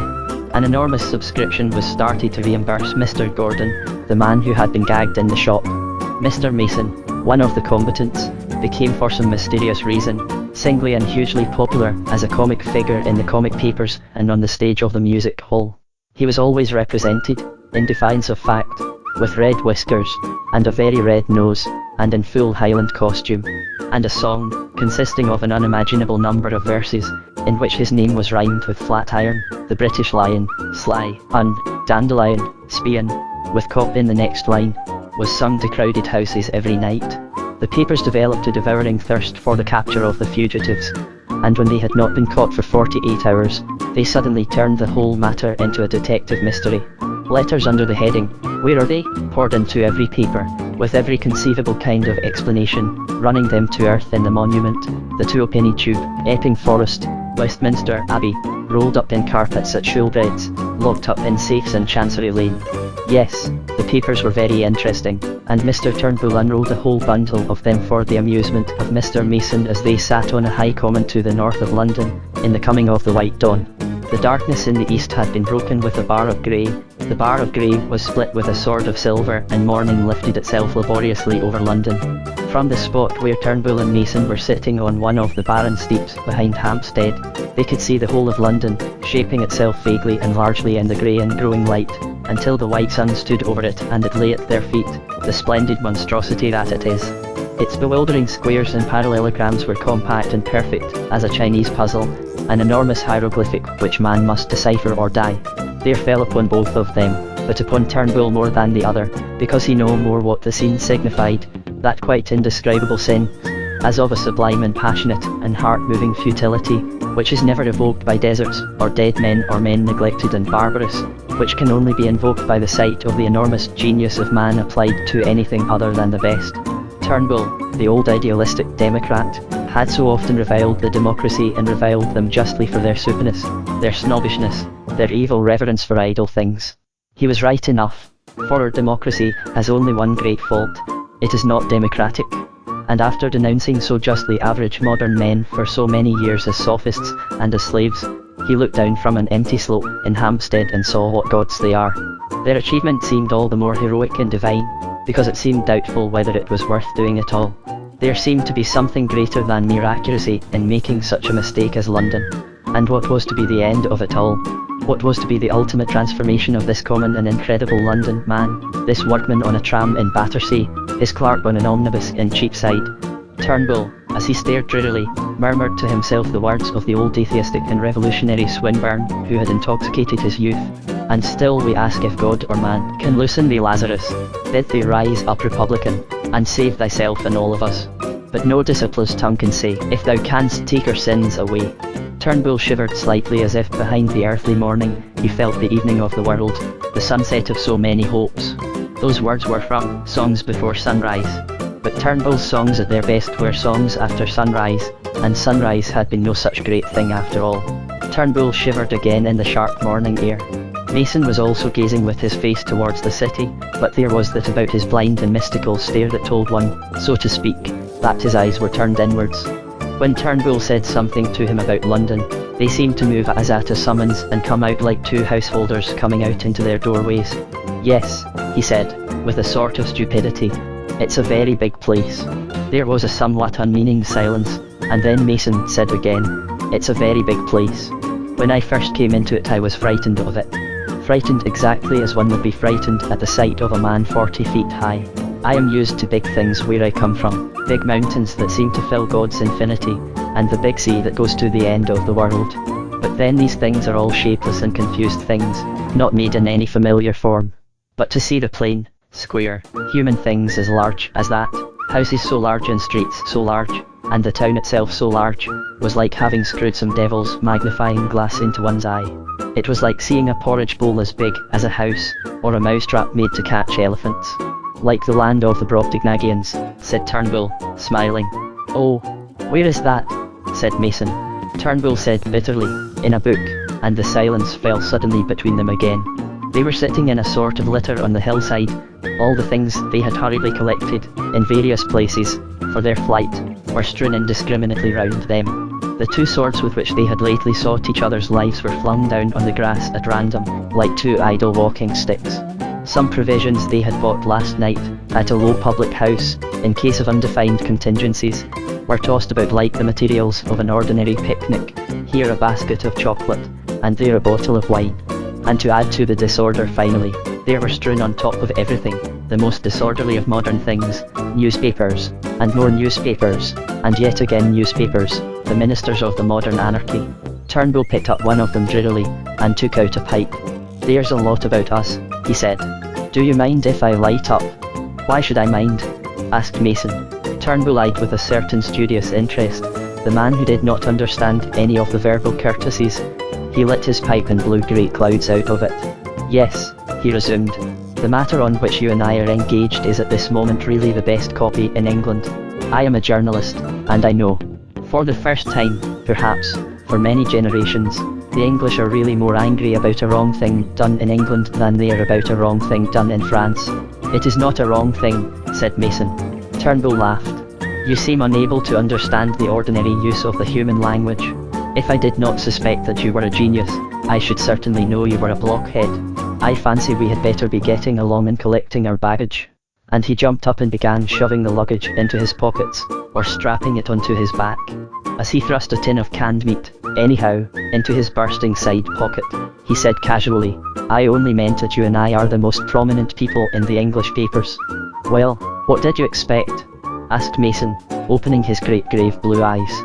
"The papers are full of us," said Turnbull, stooping to pick up one of the swords. Mason stooped and picked up the other. "Yes," he said, in his simple way, "I have read what they have to say. But they don't seem to understand the point." "The point of what?" asked Turnbull.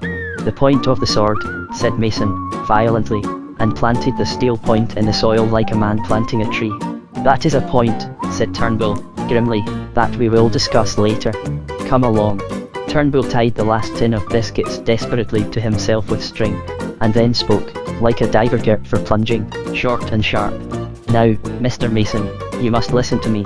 You must listen to me, not merely because I know the country, which you might learn by looking at a map, but because I know the people of the country, whom you could not know by living here 30 years. That infernal city down there is awake, and it is awake against us. All those endless rows of windows and windows are all eyes staring at us. All those forests of chimneys are fingers pointing at us, as we stand here on the hillside. This thing has caught on. For the next 6 mortal months they will think of nothing but us, as for 6 mortal months they thought of nothing but the Dreyfus case. Oh, I know it's funny. They let starving children, who don't want to die, drop by the score without looking round.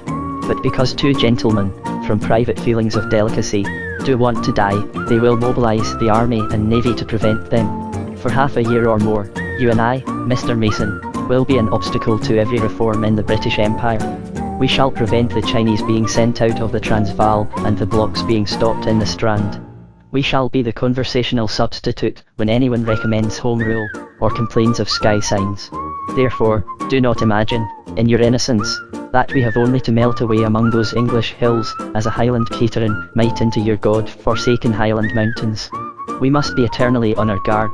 We must live the hunted life of 2 distinguished criminals. We must expect to be recognized as much as if we were Napoleon escaping from Elba.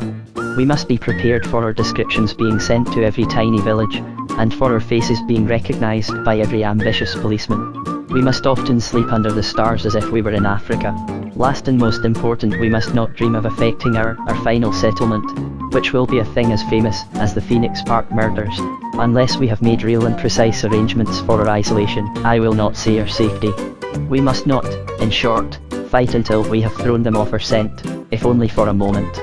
For, take my word for it, Mr. Mason, if the British public once catches us up, the British public will prevent the duel, if it is only by locking us both up in asylums for the rest of our days. Mason was looking at the horizon with a rather misty look. I am not at all surprised, he said, at the world being against us. It makes me feel I was right too. Yes, said Turnbull. To smash your window, said Mason. I have woken up the world. Very well, then, said Turnbull, stolidly. Let us look at a few final facts. Beyond that hill there is comparatively clear country. Fortunately, I know the part well, and if you will follow me exactly, and, when necessary, on your stomach, we may be able to get 10 miles out of London, literally without meeting anyone at all, which will be the best possible beginning, at any rate. We have provisions for at least 2 days and 2 nights, 3 days if we do it carefully. We may be able to get 50 or 60 miles away without even walking into an inn door. I have the biscuits and the tinned meat, and the milk. You have the chocolate, I think. And the brandy? Yes, said Mason, like a soldier taking orders. Very well, then, come on. March. We turn under that third bush and so down into the valley. And he set off ahead at a swinging walk. Then he stopped suddenly, for he realized that the other was not following. Evan Mason was leaning on his sword with a lowering face, like a man suddenly smitten still with doubt. What on earth is the matter? Asked Turnbull, staring in some anger. Evan made no reply. What the deuce is the matter with you? Demanded the leader, again, his face slowly growing as red as his beard. Then he said, suddenly, and in a more human voice, Are you in pain, Mason? Yes, replied the Highlander, without lifting his face. Take some brandy, cried Turnbull, walking forward hurriedly towards him. You've got it. It's not in the body, said Mason, in his dull, strange way. The pain has come into my mind. A very dreadful thing has just come into my thoughts. What the devil are you talking about? Asked Turnbull. Mason broke out with a queer and living voice. We must fight now, Turnbull. We must fight now. A frightful thing has come upon me, and I know it must be now and here. I must kill you here, he cried, with a sort of tearful rage impossible to describe. Here, upon this blessed grass. Why, you idiot, began Turnbull. The hour has come, the black hour God meant for it. Quick, it will soon be gone. Quick. And he flung the scabbard from him furiously, and stood with the sunlight sparkling along his sword. You confounded fool, repeated Turnbull. Put that thing up again, you ass. People will come out of the house at the first flash of the steel. One of us will be dead before they come, said the other, hoarsely, for this is the hour God meant. Well, I never thought much of God, said the editor of The Atheist, losing all patience. And I think less now.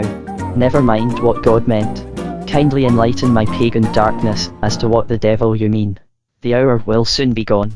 In a moment it will be gone, said the madman. It is now that I must nail your blaspheming body to the earth. Now that I must avenge Our Lady on her vile slanderer.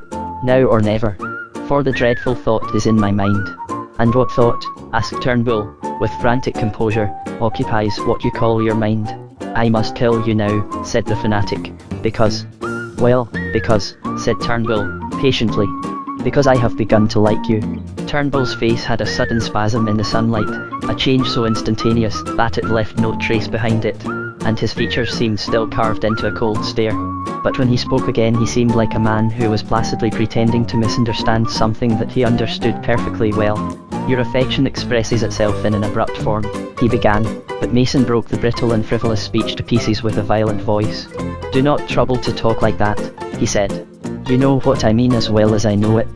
Come on and fight, I say. Perhaps you are feeling just as I do. Turnbull's face flinched again in the fierce sunlight, but his attitude kept its contemptuous ease. Your Celtic mind really goes too fast for me, he said. Let me be permitted in my heavy lowland way to understand this new development. My dear Mr. Mason, what do you really mean? Mason still kept the shining sword point towards the other's breast. You know what I mean. You mean the same yourself. We must fight now or else. Or else, repeated Turnbull, staring at him with an almost blinding gravity. Or else we may not want to fight at all, answered Evan, and the end of his speech was like a despairing cry. Turnbull took out his own sword suddenly as if to engage. Then planting it point downwards for a moment, he said, Before we begin, may I ask you a question? Mason bowed patiently, but with burning eyes. You said, just now, continued Turnbull, presently, that if we did not fight now, we might not want to fight at all. How would you feel about the matter if we came not to want to fight at all? I should feel, answered the other, just as I should feel if you had drawn your sword, and I had run away from it. I should feel that because I had been weak, justice had not been done. Justice, answered Turnbull, with a thoughtful smile, but we are talking about your feelings. And what do you mean by justice, apart from your feelings? Mason made a gesture of weary recognition. Oh, nominalism, he said. with a sort of sigh. "We had all that out in the 12th century. I wish we could have it out now," replied the other, firmly. "Do you really mean that if you came to think me right, you would be certainly wrong?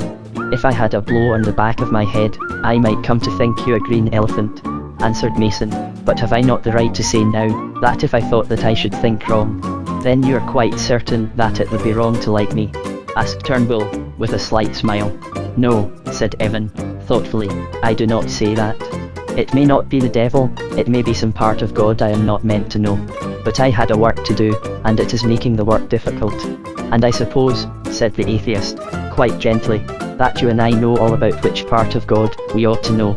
Mason burst out like a man driven back and explaining everything. "The church is not a thing like the Athenaeum Club," he cried. "If the Athenaeum Club lost all its members, the Athenaeum Club would dissolve and cease to exist. But when we belong to the church, we belong to something which is outside all of us, which is outside everything you talk about, outside the cardinals and the Pope. They belong to it, but it does not belong to them. If we all fell dead suddenly, the church would still somehow exist in God. Confound it all, don't you see that I am more sure of its existence than I am of my own existence? And yet you ask me to trust my temperament, my own temperament, which can be turned upside down by 2 bottles of claret or an attack of the jaundice. You ask me to trust that when it softens towards you, and not to trust the thing which I believe to be outside myself and more real than the blood in my body." "Stop a moment," said Turnbull, in the same easy tone. "Even in the very act of saying that you believe this or that, you imply that there is a part of yourself that you trust, even if there are many parts which you mistrust. If it is only you that like me, surely, also, it is only you that believe in the Catholic Church." Evan remained in an unmoved and grave attitude. "There is a part of me which is divine," he answered, "a part that can be trusted, but there are also affections which are entirely animal and idle." "And you are quite certain, I suppose," continued Turnbull, "that if even you esteem me, the esteem would be wholly animal and idle?" For the first time Mason started as if he had not expected the thing that was said to him. At last he said, "Whatever in earth or heaven it is that has joined us two together, it seems to be something which makes it impossible to lie. No, I do not think that the movement in me towards you was that surface sort of thing. It may have been something deeper, something strange. I cannot understand the thing at all. But understand this, and understand it thoroughly. If I loved you, my love might be divine. No, it is not some trifle that we are fighting about. It is not some superstition or some symbol. When you wrote those words about Our Lady, you were in that act a wicked man doing a wicked thing. If I hate you, it is because you have hated goodness. And if I like you, it is because you are good."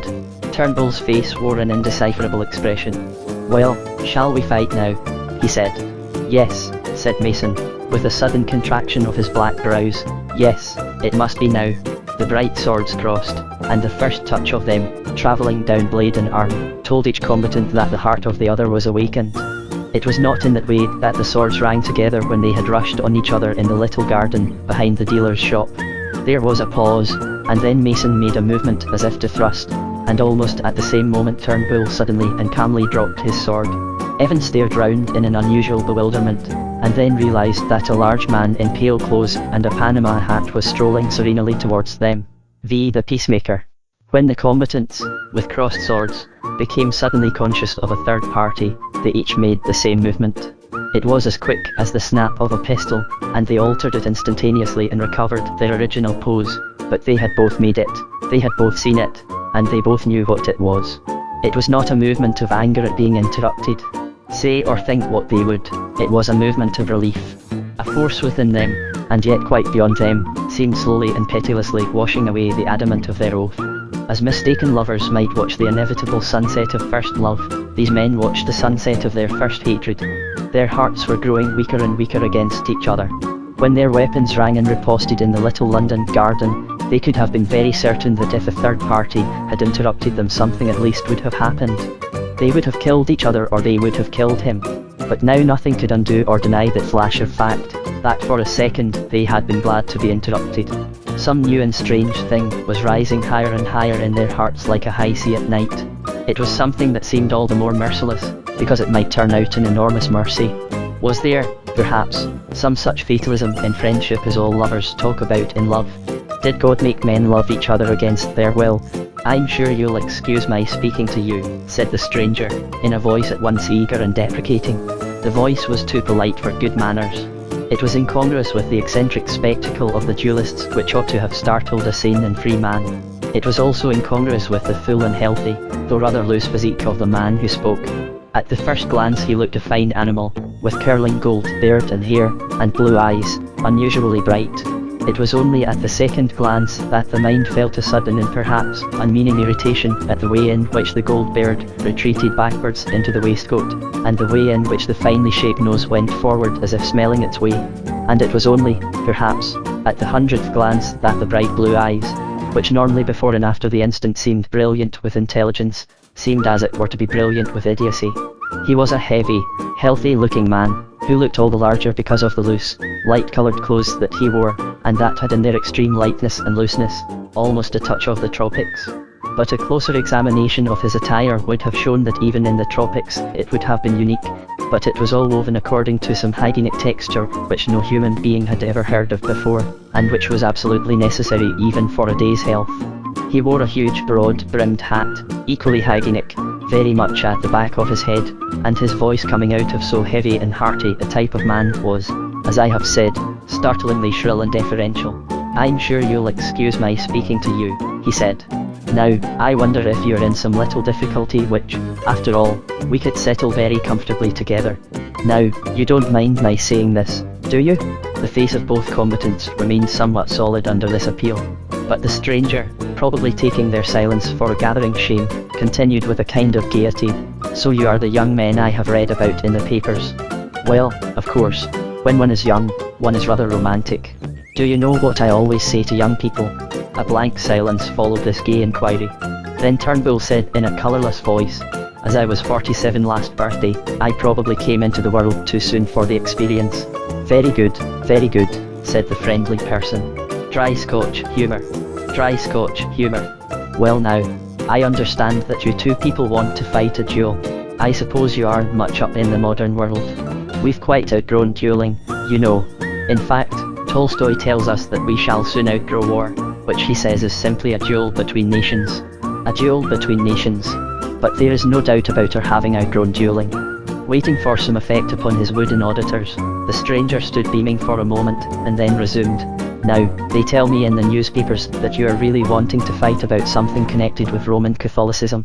Now, do you know what I always say to Roman Catholics?" "No," said Turnbull, heavily. "Do they?" It seemed to be a characteristic of the hearty, hygienic gentleman that he always forgot the speech he had made the moment before. Without enlarging further on the fixed form of his appeal to the Church of Rome, he laughed cordially at Turnbull's answer. Then his wandering blue eyes caught the sunlight on the swords, and he assumed a good-humoured gravity. "But you know this is a serious matter," he said, eyeing Turnbull and Mason, as if they had just been keeping the table in a roar with their frivolities. "I am sure that if I appealed to your higher natures, your higher natures. Every man has a higher nature and a lower nature.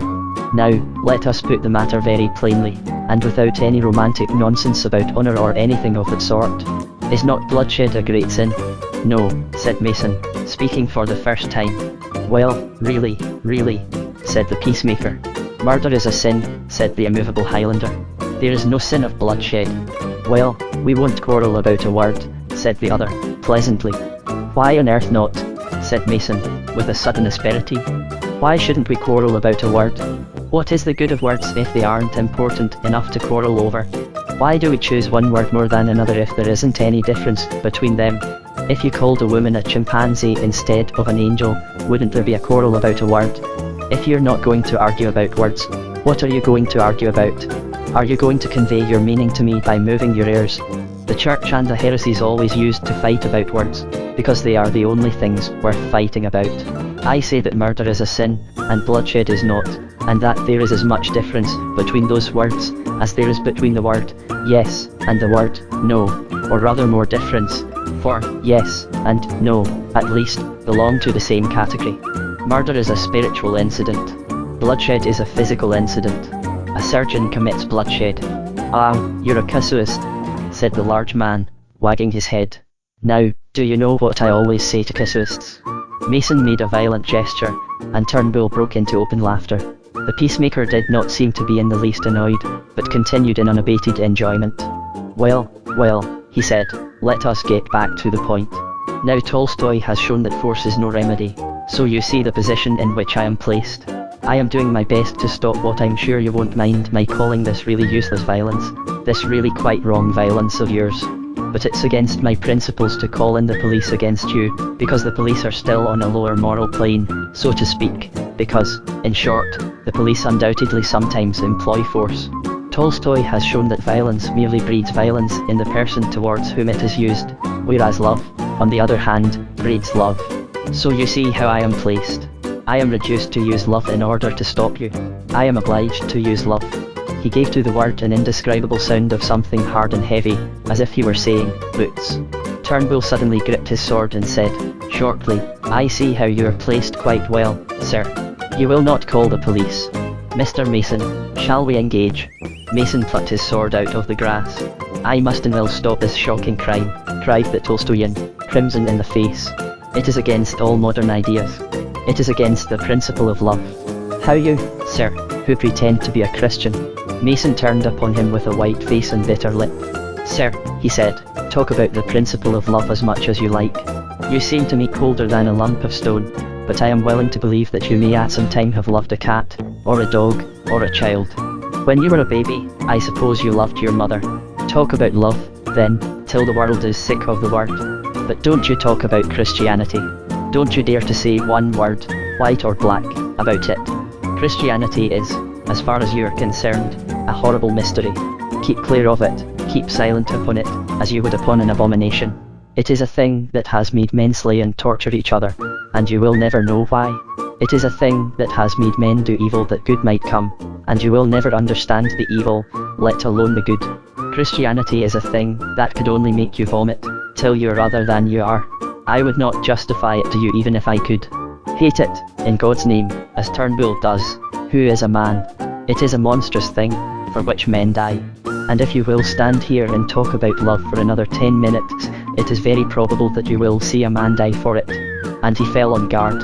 Turnbull was busy settling something loose in his elaborate hilt, and the pause was broken by the stranger. Suppose I call the police, he said, with a heated face. And deny your most sacred dogma, said Mason. Dogma? Cried the man, in a sort of dismay. Oh, we have no dogmas, you know. There was another silence, and he said again, airily, you know, I think, there's something in what Shaw teaches about no moral principles being quite fixed. Have you ever read The Quintessence of Ibsenism? Of course he went very wrong over the war. Turnbull, with a bent, flushed face, was tying up the loose piece of the pommel with string. With the string in his teeth, he said, oh, make up your damned mind and clear out. It's a serious thing, said the philosopher, shaking his head. I must be alone and consider which is the higher point of view. I rather feel that in a case so extreme as this. And he went slowly away. As he disappeared among the trees, they heard him murmuring in a sing-song voice, new occasions teach new duties, out of a poem by James Russell Lowell. Ah, said Mason, drawing a deep breath. Don't you believe in prayer now? I prayed for an angel. An hour ago, said the Highlander, in his heavy meditative voice, I felt the devil weakening my heart in my oath against you, and I prayed that God would send an angel to my aid. Well? Inquired the other, finishing his mending and wrapping the rest of the string round his hand to get a firmer grip. Well, that man was an angel, said Mason. I didn't know they were as bad as that, answered Turnbull. We know that devils sometimes quote scripture and counterfeit good, replied the mystic. Why should not angels sometimes come to show us the black abyss of evil on whose brink we stand? If that man had not tried to stop us I might have stopped. I know what you mean, said Turnbull, grimly. But then he came, broke out Mason, and my soul said to me, give up fighting, and you will become like that. Give up vows and dogmas, and fix things, and you may grow like that. You may learn, also, that fog of false philosophy. You may grow fond of that mire of crawling, cowardly morals, and you may come to think a blow bad, because it hurts, and not because it humiliates. You may come to think murder wrong, because it is violent, and not because it is unjust. Oh, you blasphemer of the good, an hour ago I almost loved you, but do not fear for me now. I have heard the word love pronounced in his intonation, and I know exactly what it means. On guard, the swords caught on each other with a dreadful clang and jar, full of the old energy and hate, and at once plunged and replunged. Once more each man's heart had become the magnet of a mad sword. Suddenly, furious as they were frozen for a moment motionless. "What noise is that?" asked the Highlander, hoarsely. "I think I know," replied Turnbull. "What? What?" cried the other. "The student of Shaw and Tolstoy has made up his remarkable mind," said Turnbull, quietly. "The police are coming up the hill." 6. The other philosopher. Between high hedges in Hertfordshire, hedges so high as to create a kind of grove, two men were running. They did not run in a scampering or feverish manner, but in the steady swing of the pendulum. Across the great plains and uplands to the right and left of the lane, a long tide of sunset light rolled like a sea of ruby, lighting up the long terraces of the hills and picking out the few windows of the scattered hamlets in startling blood-red sparks. But the lane was cut deep in the hill and remained in an abrupt shadow. The two men running in it had an impression not uncommonly experienced between those wild green English walls, a sense of being led between the walls of a maze. Though their pace was steady, it was vigorous. Their faces were heated and their eyes fixed and bright. There was, indeed, something a little mad in the contrast between the evening's stillness over the empty countryside, and these two figures fleeing wildly from nothing. They had the look of two lunatics. Possibly they were. "Are you all right?" said Turnbull, with civility. "Can you keep this up?" "Quite easily, thank you," replied Mason. "I run very well." "Is that a qualification in a family of warriors?" asked Turnbull. "Undoubtedly. Rapid movement is essential," answered Mason, who never saw a joke in his life. Turnbull broke out into a short laugh, and silence fell between them, the panting silence of runners. Then Mason said, "We run better than any of those policemen. They are too fat." "Why do you make your policemen so fat?" "I didn't do much towards making them fat myself," replied Turnbull, genially, "but I flatter myself that I am now doing something towards making them thin. You'll see they will be as lean as rakes by the time they catch us. They will look like your friend, Cardinal Manning. But they won't catch us," said Mason, in his literal way. "No, we beat them in the great military art of running away," returned the other. "They won't catch us unless—" Mason turned his long equine face inquiringly. "Unless what?" he said, for Turnbull had gone silent suddenly, and seemed to be listening intently as he ran as a horse does with his ears turned back. "Unless what?" repeated the Highlander. "Unless they do what they have done. Listen." Mason slackened his trot, and turned his head to the trail they had left behind them. Across 2 or 3 billows of the up and down lane came along the ground the unmistakable throbbing of horses' hoofs. "They have put the mounted police on us," said Turnbull, shortly. "Good Lord, one would think we were a revolution." "So we are," said Mason calmly. "What shall we do? Shall we turn on them with our points?" "It may come to that," answered Turnbull, "though if it does, I reckon that will be the last act. We must put it off if we can." And he stared and peered about him between the bushes. "If we could hide somewhere the beasts might go by us," he said. "The police have their faults, but thank God they're inefficient. Why, here's the very thing. Be quick and quiet. Follow me." He suddenly swung himself up the high bank on one side of the lane.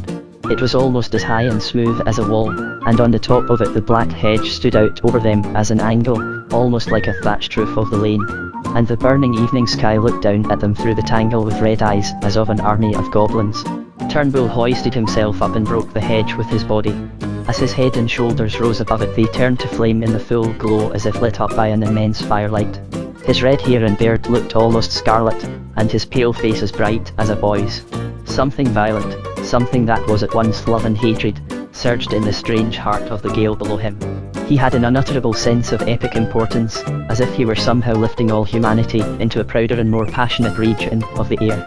As he swung himself up also into the evening light, he felt as if he were rising on enormous wings.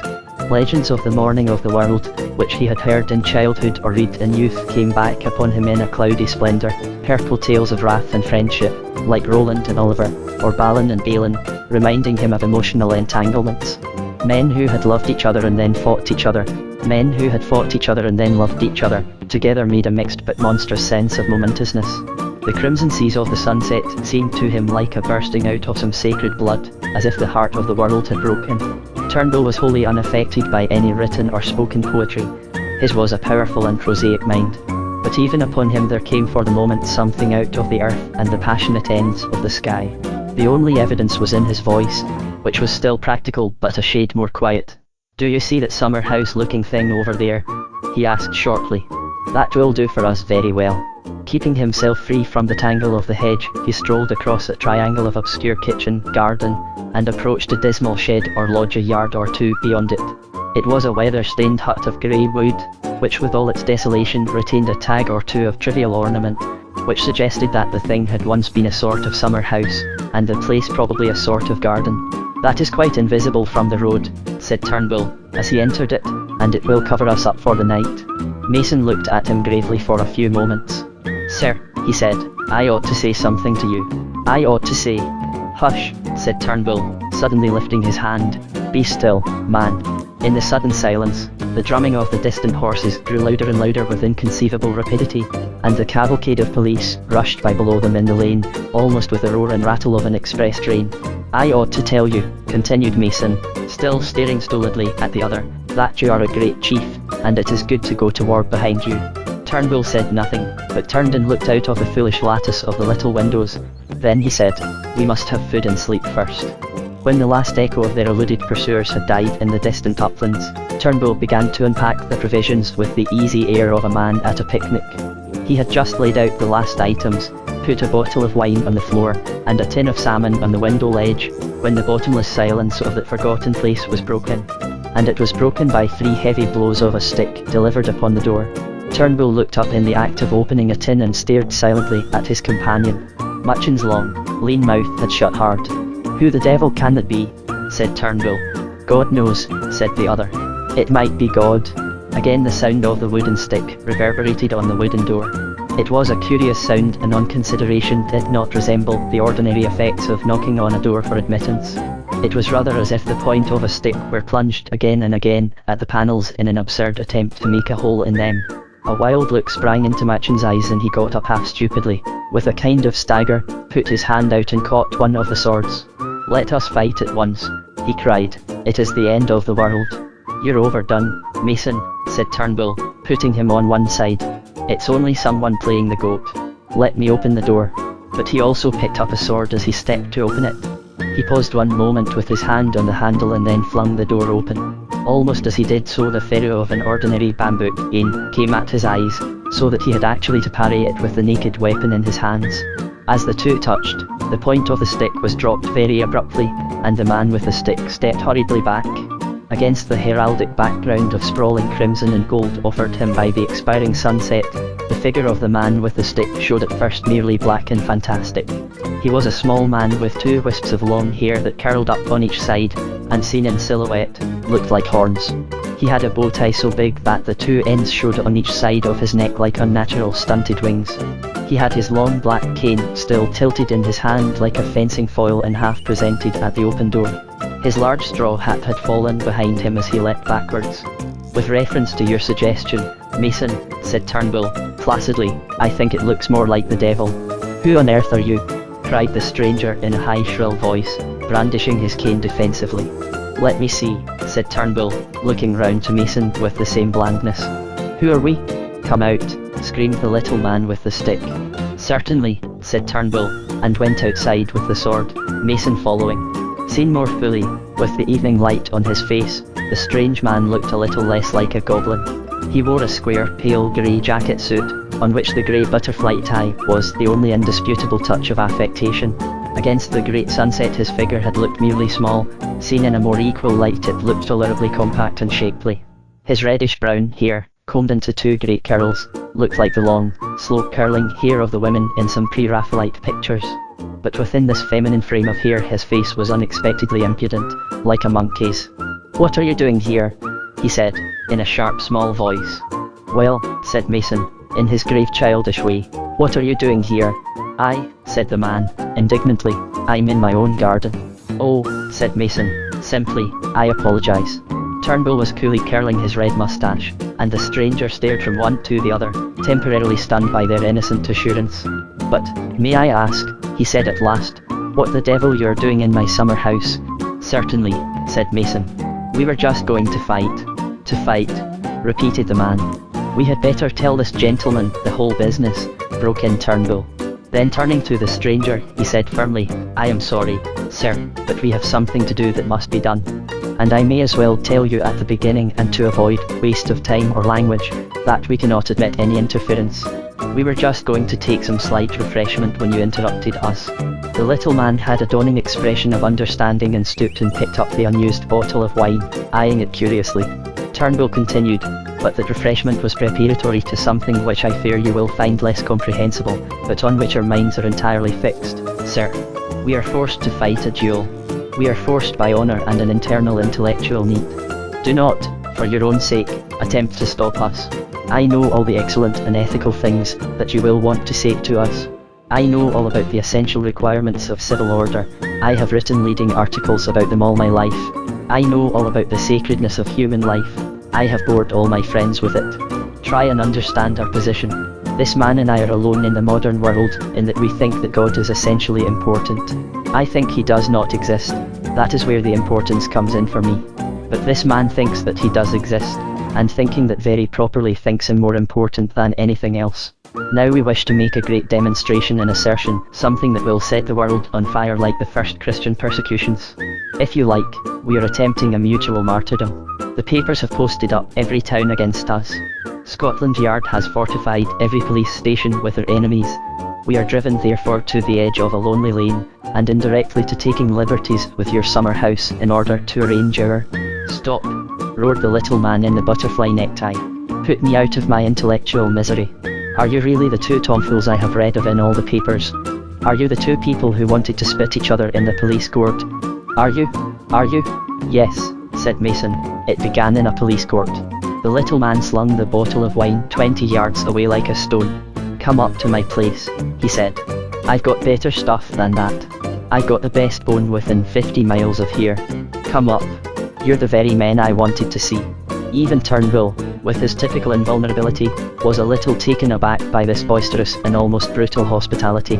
Why, sir, he began. Come up. Come in, howled the little man, dancing with delight. I'll give you a dinner. I'll give you a bed. I'll give you a green, smooth lawn and your choice of swords and pistols. Why, you fools, I adore fighting. It's the only good thing in God's world. I've walked about these damn fields and longed to see somebody cut up and killed, and the blood running. Ha! Ha! And he made sudden lunges with his stick at the trunk of a neighbouring tree so that the ferrule made fierce prints and punctures in the bark. Excuse me, said Mason suddenly with the wide-eyed curiosity of a child. Excuse me, but— Well, said the small fighter, brandishing his wooden weapon. Excuse me, repeated Mason, but was that what you were doing at the door? The little man stared an instant and then said, Yes, and Turnbull broke into a guffaw. Come on, cried the little man, tucking his stick under his arm and taking quite suddenly to his heels. Come on. Confound me, I'll see both of you eat and then I'll see one of you die. Lord bless me, the gods must exist after all, they have sent me one of my daydreams. Lord, a duel. He had gone flying along a winding path between the borders of the kitchen garden, and in the increasing twilight he was as hard to follow as a flying hare. But at length the path after many twists betrayed its purpose and led abruptly up 2 or 3 steps to the door of a tiny but very clean cottage. There was nothing about the outside to distinguish it from other cottages, except indeed its ominous cleanliness, and one thing that was out of all the custom and tradition of all cottages under the sun. In the middle of the little garden among the stocks and marigolds, there surged up in shapeless stone a South Sea Island idol. There was something gross and even evil in the Tylus, an alien god among the most innocent of the English flowers. Come in, cried the creature again. Come in, it's better inside. Whether or no it was better inside, it was at least a surprise. The moment the two duelists had pushed open the door of that inoffensive, whitewashed cottage, they found that its interior was lined with fiery gold. It was like stepping into a chamber in the Arabian Nights. The door that closed behind them shut out England and all the energies of the West. The ornaments that shone and shimmered on every side of them were subtly mixed from many periods and lands, but were all Oriental. Cruel Assyrian bas-reliefs ran along the sides of the passage. Cruel Turkish swords and daggers glinted above and below them. The two were separated by ages and fallen civilizations. Yet they seemed to sympathize, since they were both harmonious and both merciless. The house seemed to consist of chamber within chamber and created that impression, as of a dream, which belongs also to the Arabian Nights themselves. The innermost room of all was like the inside of a jewel. The little man who owned it all threw himself on a heap of scarlet and golden cushions and struck his hands together. A negro in a white robe and turban appeared suddenly and silently behind them. Selim, said the host, these two gentlemen are staying with me tonight. Send up the very best wine and dinner at once. And Selim, one of these gentlemen, will probably die tomorrow. Make arrangements, please. The Negro bowed and withdrew. Evan Mason came out the next morning into the little garden to a fresh silver day, his long face looking more austere than ever in that cold light, his eyelids a little heavy. He carried one of the swords. Turnbull was in the little house behind him, demolishing the end of an early breakfast and humming a tune to himself, which could be heard through the open window. A moment or two later he leapt to his feet and came out into the sunlight, still munching toast, his own sword stuck under his arm like a walking stick. Their eccentric host had vanished from sight, with a polite gesture, some 20 minutes before. They imagined him to be occupied on some concerns in the interior of the house, and they waited for his emergence, stamping the garden in silence, the garden of tall, fresh country flowers, in the midst of which the monstrous South Sea idol lifted itself as abruptly as the prow of a ship riding on a sea of red and white and gold. It was with a start, therefore, that they came upon the man himself already in the garden. They were all the more startled because of the still posture in which they found him. He was on his knees in front of the stone idol, rigid and motionless, like a saint in a trance or ecstasy. Yet when Turnbull's dread broke at twig, he was on his feet in a flash. "Excuse me," he said with an irradiation of smiles, but yet with a kind of bewilderment. "So sorry family, prayers old-fashioned ... mother's knee. Let us go on to the lawn behind." And he ducked rapidly round the statue to an open space of grass on the other side of it. "This will do us best, Mr. Mason," said he.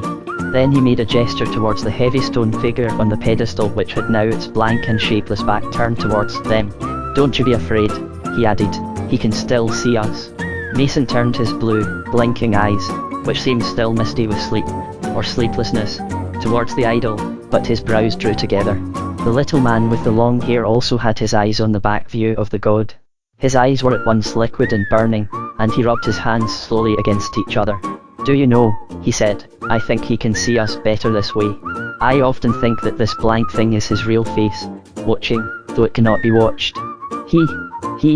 Yes, I think he looks nice from behind. He looks more cruel from behind, don't you think?" "What the devil is the thing?" asked Turnbull gruffly. "It is the only thing there is," answered the other. "It is force." "Oh," said Turnbull shortly. "Yes, my friends," said the little man, with an animated countenance, fluttering his fingers in the air. "It was no chance that led you to this garden. Surely it was the caprice of some old god, some happy, pitiless god.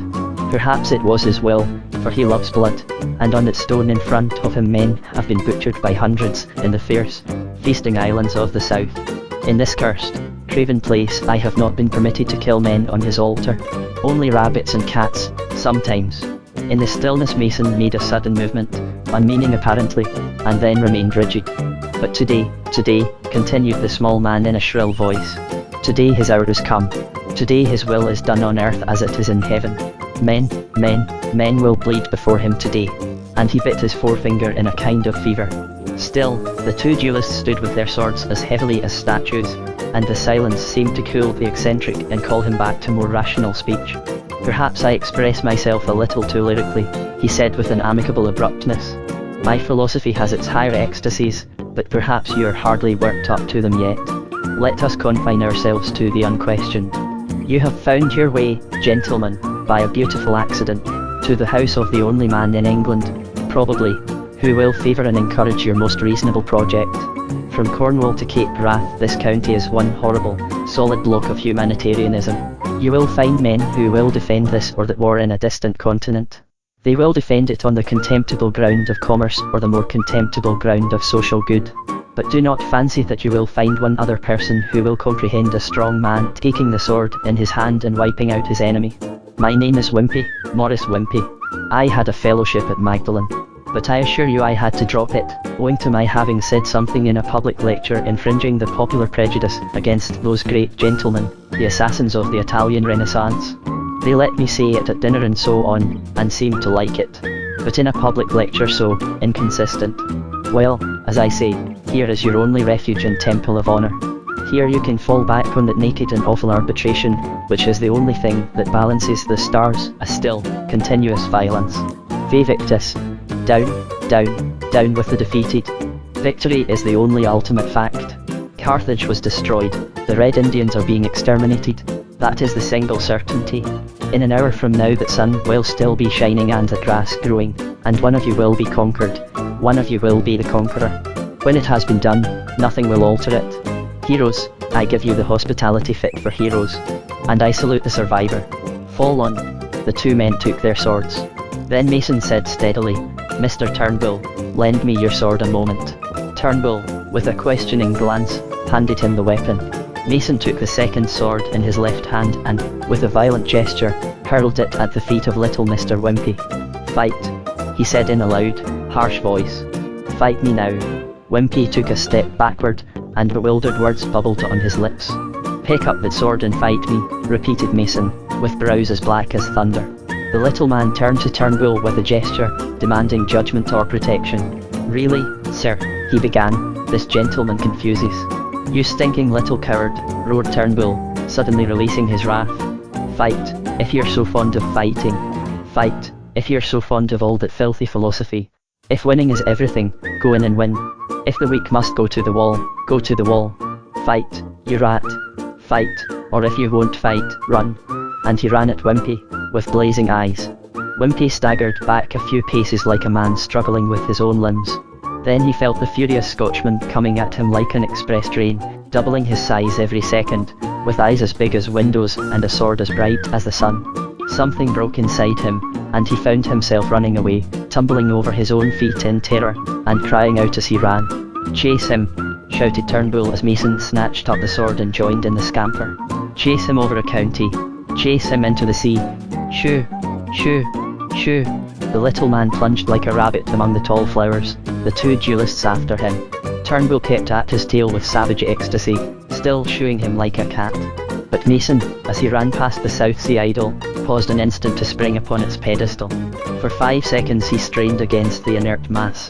Then it stirred, and he sent it over with a great crash among the flowers, that engulfed it altogether. Then he went bounding after the runaway. In the energy of his alarm, the ex-fellow of Magdalen managed to leap the paling of his garden. The two pursuers went over it after him like flying birds. He fled frantically down a long lane with his two terrors on his trail, till he came to a gap in the hedge and went across a steep meadow like the wind. The two Scotchmen, as they ran, kept up a cheery bellowing and waved their swords.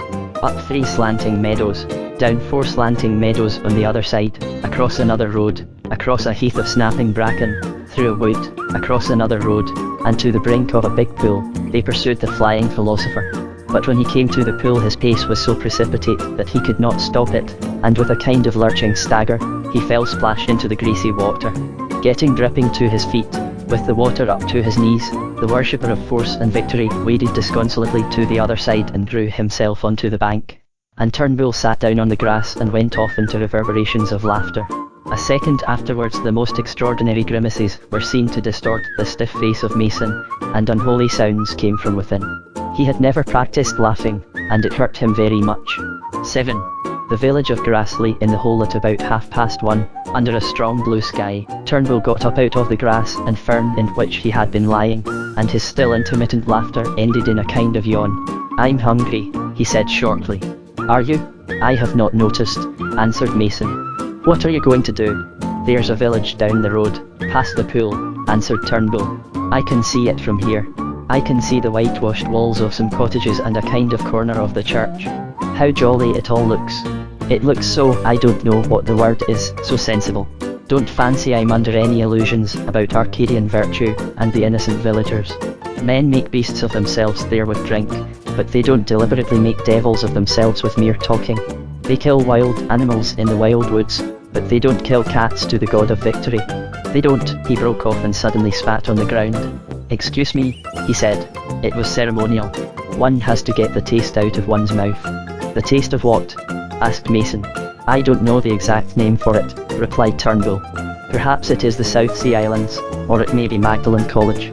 There was a long pause, and Mason also lifted his large limbs off the ground, his eyes particularly dreamy. I know what you mean, Turnbull, he said, but I always thought you people agreed with all that. With all that about doing as one likes, and the individual, and nature loving the strongest, and all the things which the cockroach talked about. Turnbull's big blue-grey eyes stood open with a grave astonishment. Do you really mean to say, Mason, he said, that you fancied that we, the free thinkers, that Bradlaugh, or Haleo, or Ingersoll, believe all that dirty, immoral mysticism about nature. Damn nature. I supposed you did, said Mason calmly. It seems to me your most conclusive position. And you mean to tell me, rejoined the other, that you broke my window, and challenged me to mortal combat, and tied a tradesman up with ropes, and chased an Oxford fellow across 5 meadows, all under the impression that I am such an illiterate idiot as to believe in nature. I supposed you did, repeated Mason with his usual mildness, but I admit that I know little of the details of your belief, or disbelief. Turnbull swung round quite suddenly, and set off towards the village. Come along, he cried. Come down to the village. Come down to the nearest decent inhabitable pub. This is a case for beer. I do not quite follow you, said the Highlander.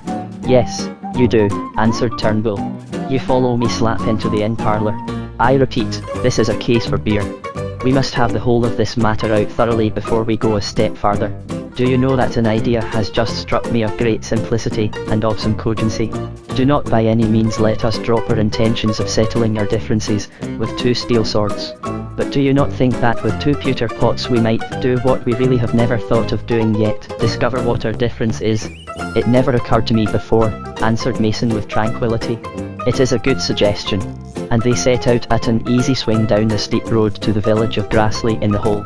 Grassley in the Hole was a rude parallelogram of buildings, with 2 thoroughfares which might have been called 2 high streets if it had been possible to call them streets.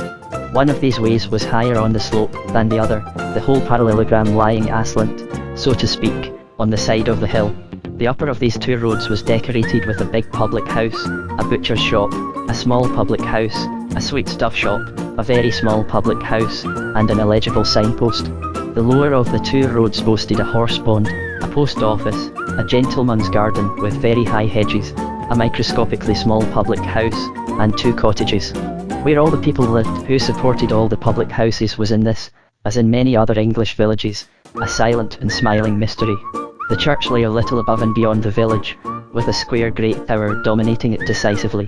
But even the church was scarcely so central and solemn an institution as the large public house, the Valancourt Arms. It was named after some splendid family that had long gone bankrupt, and whose seat was occupied by a man who had invented a hygienic boot jack, but the unfathomable sentimentalism of the English people insisted in regarding the inn, the seat and the sitter in it, as alike parts of a pure and marmoreal antiquity, and in the Valancourt Arms festivity itself had some solemnity and decorum, and beer was drunk with reverence, as it ought to be. Into the principal parlour of this place entered 2 strangers, who found themselves, as is always the case in such hostels, the object, not of fluttered curiosity or pert inquiry, but of steady, ceaseless, devouring ocular study. They had long coats down to their heels, and carried under each coat something that looked like a stick. One was tall and dark, the other short and red-haired. They ordered a pot of ale each. Mason, said Turnbull, lifting his tankard, the fool who wanted us to be friends made us want to go on fighting. It is only natural that the fool who wanted us to fight should make us friendly. Mason, your health.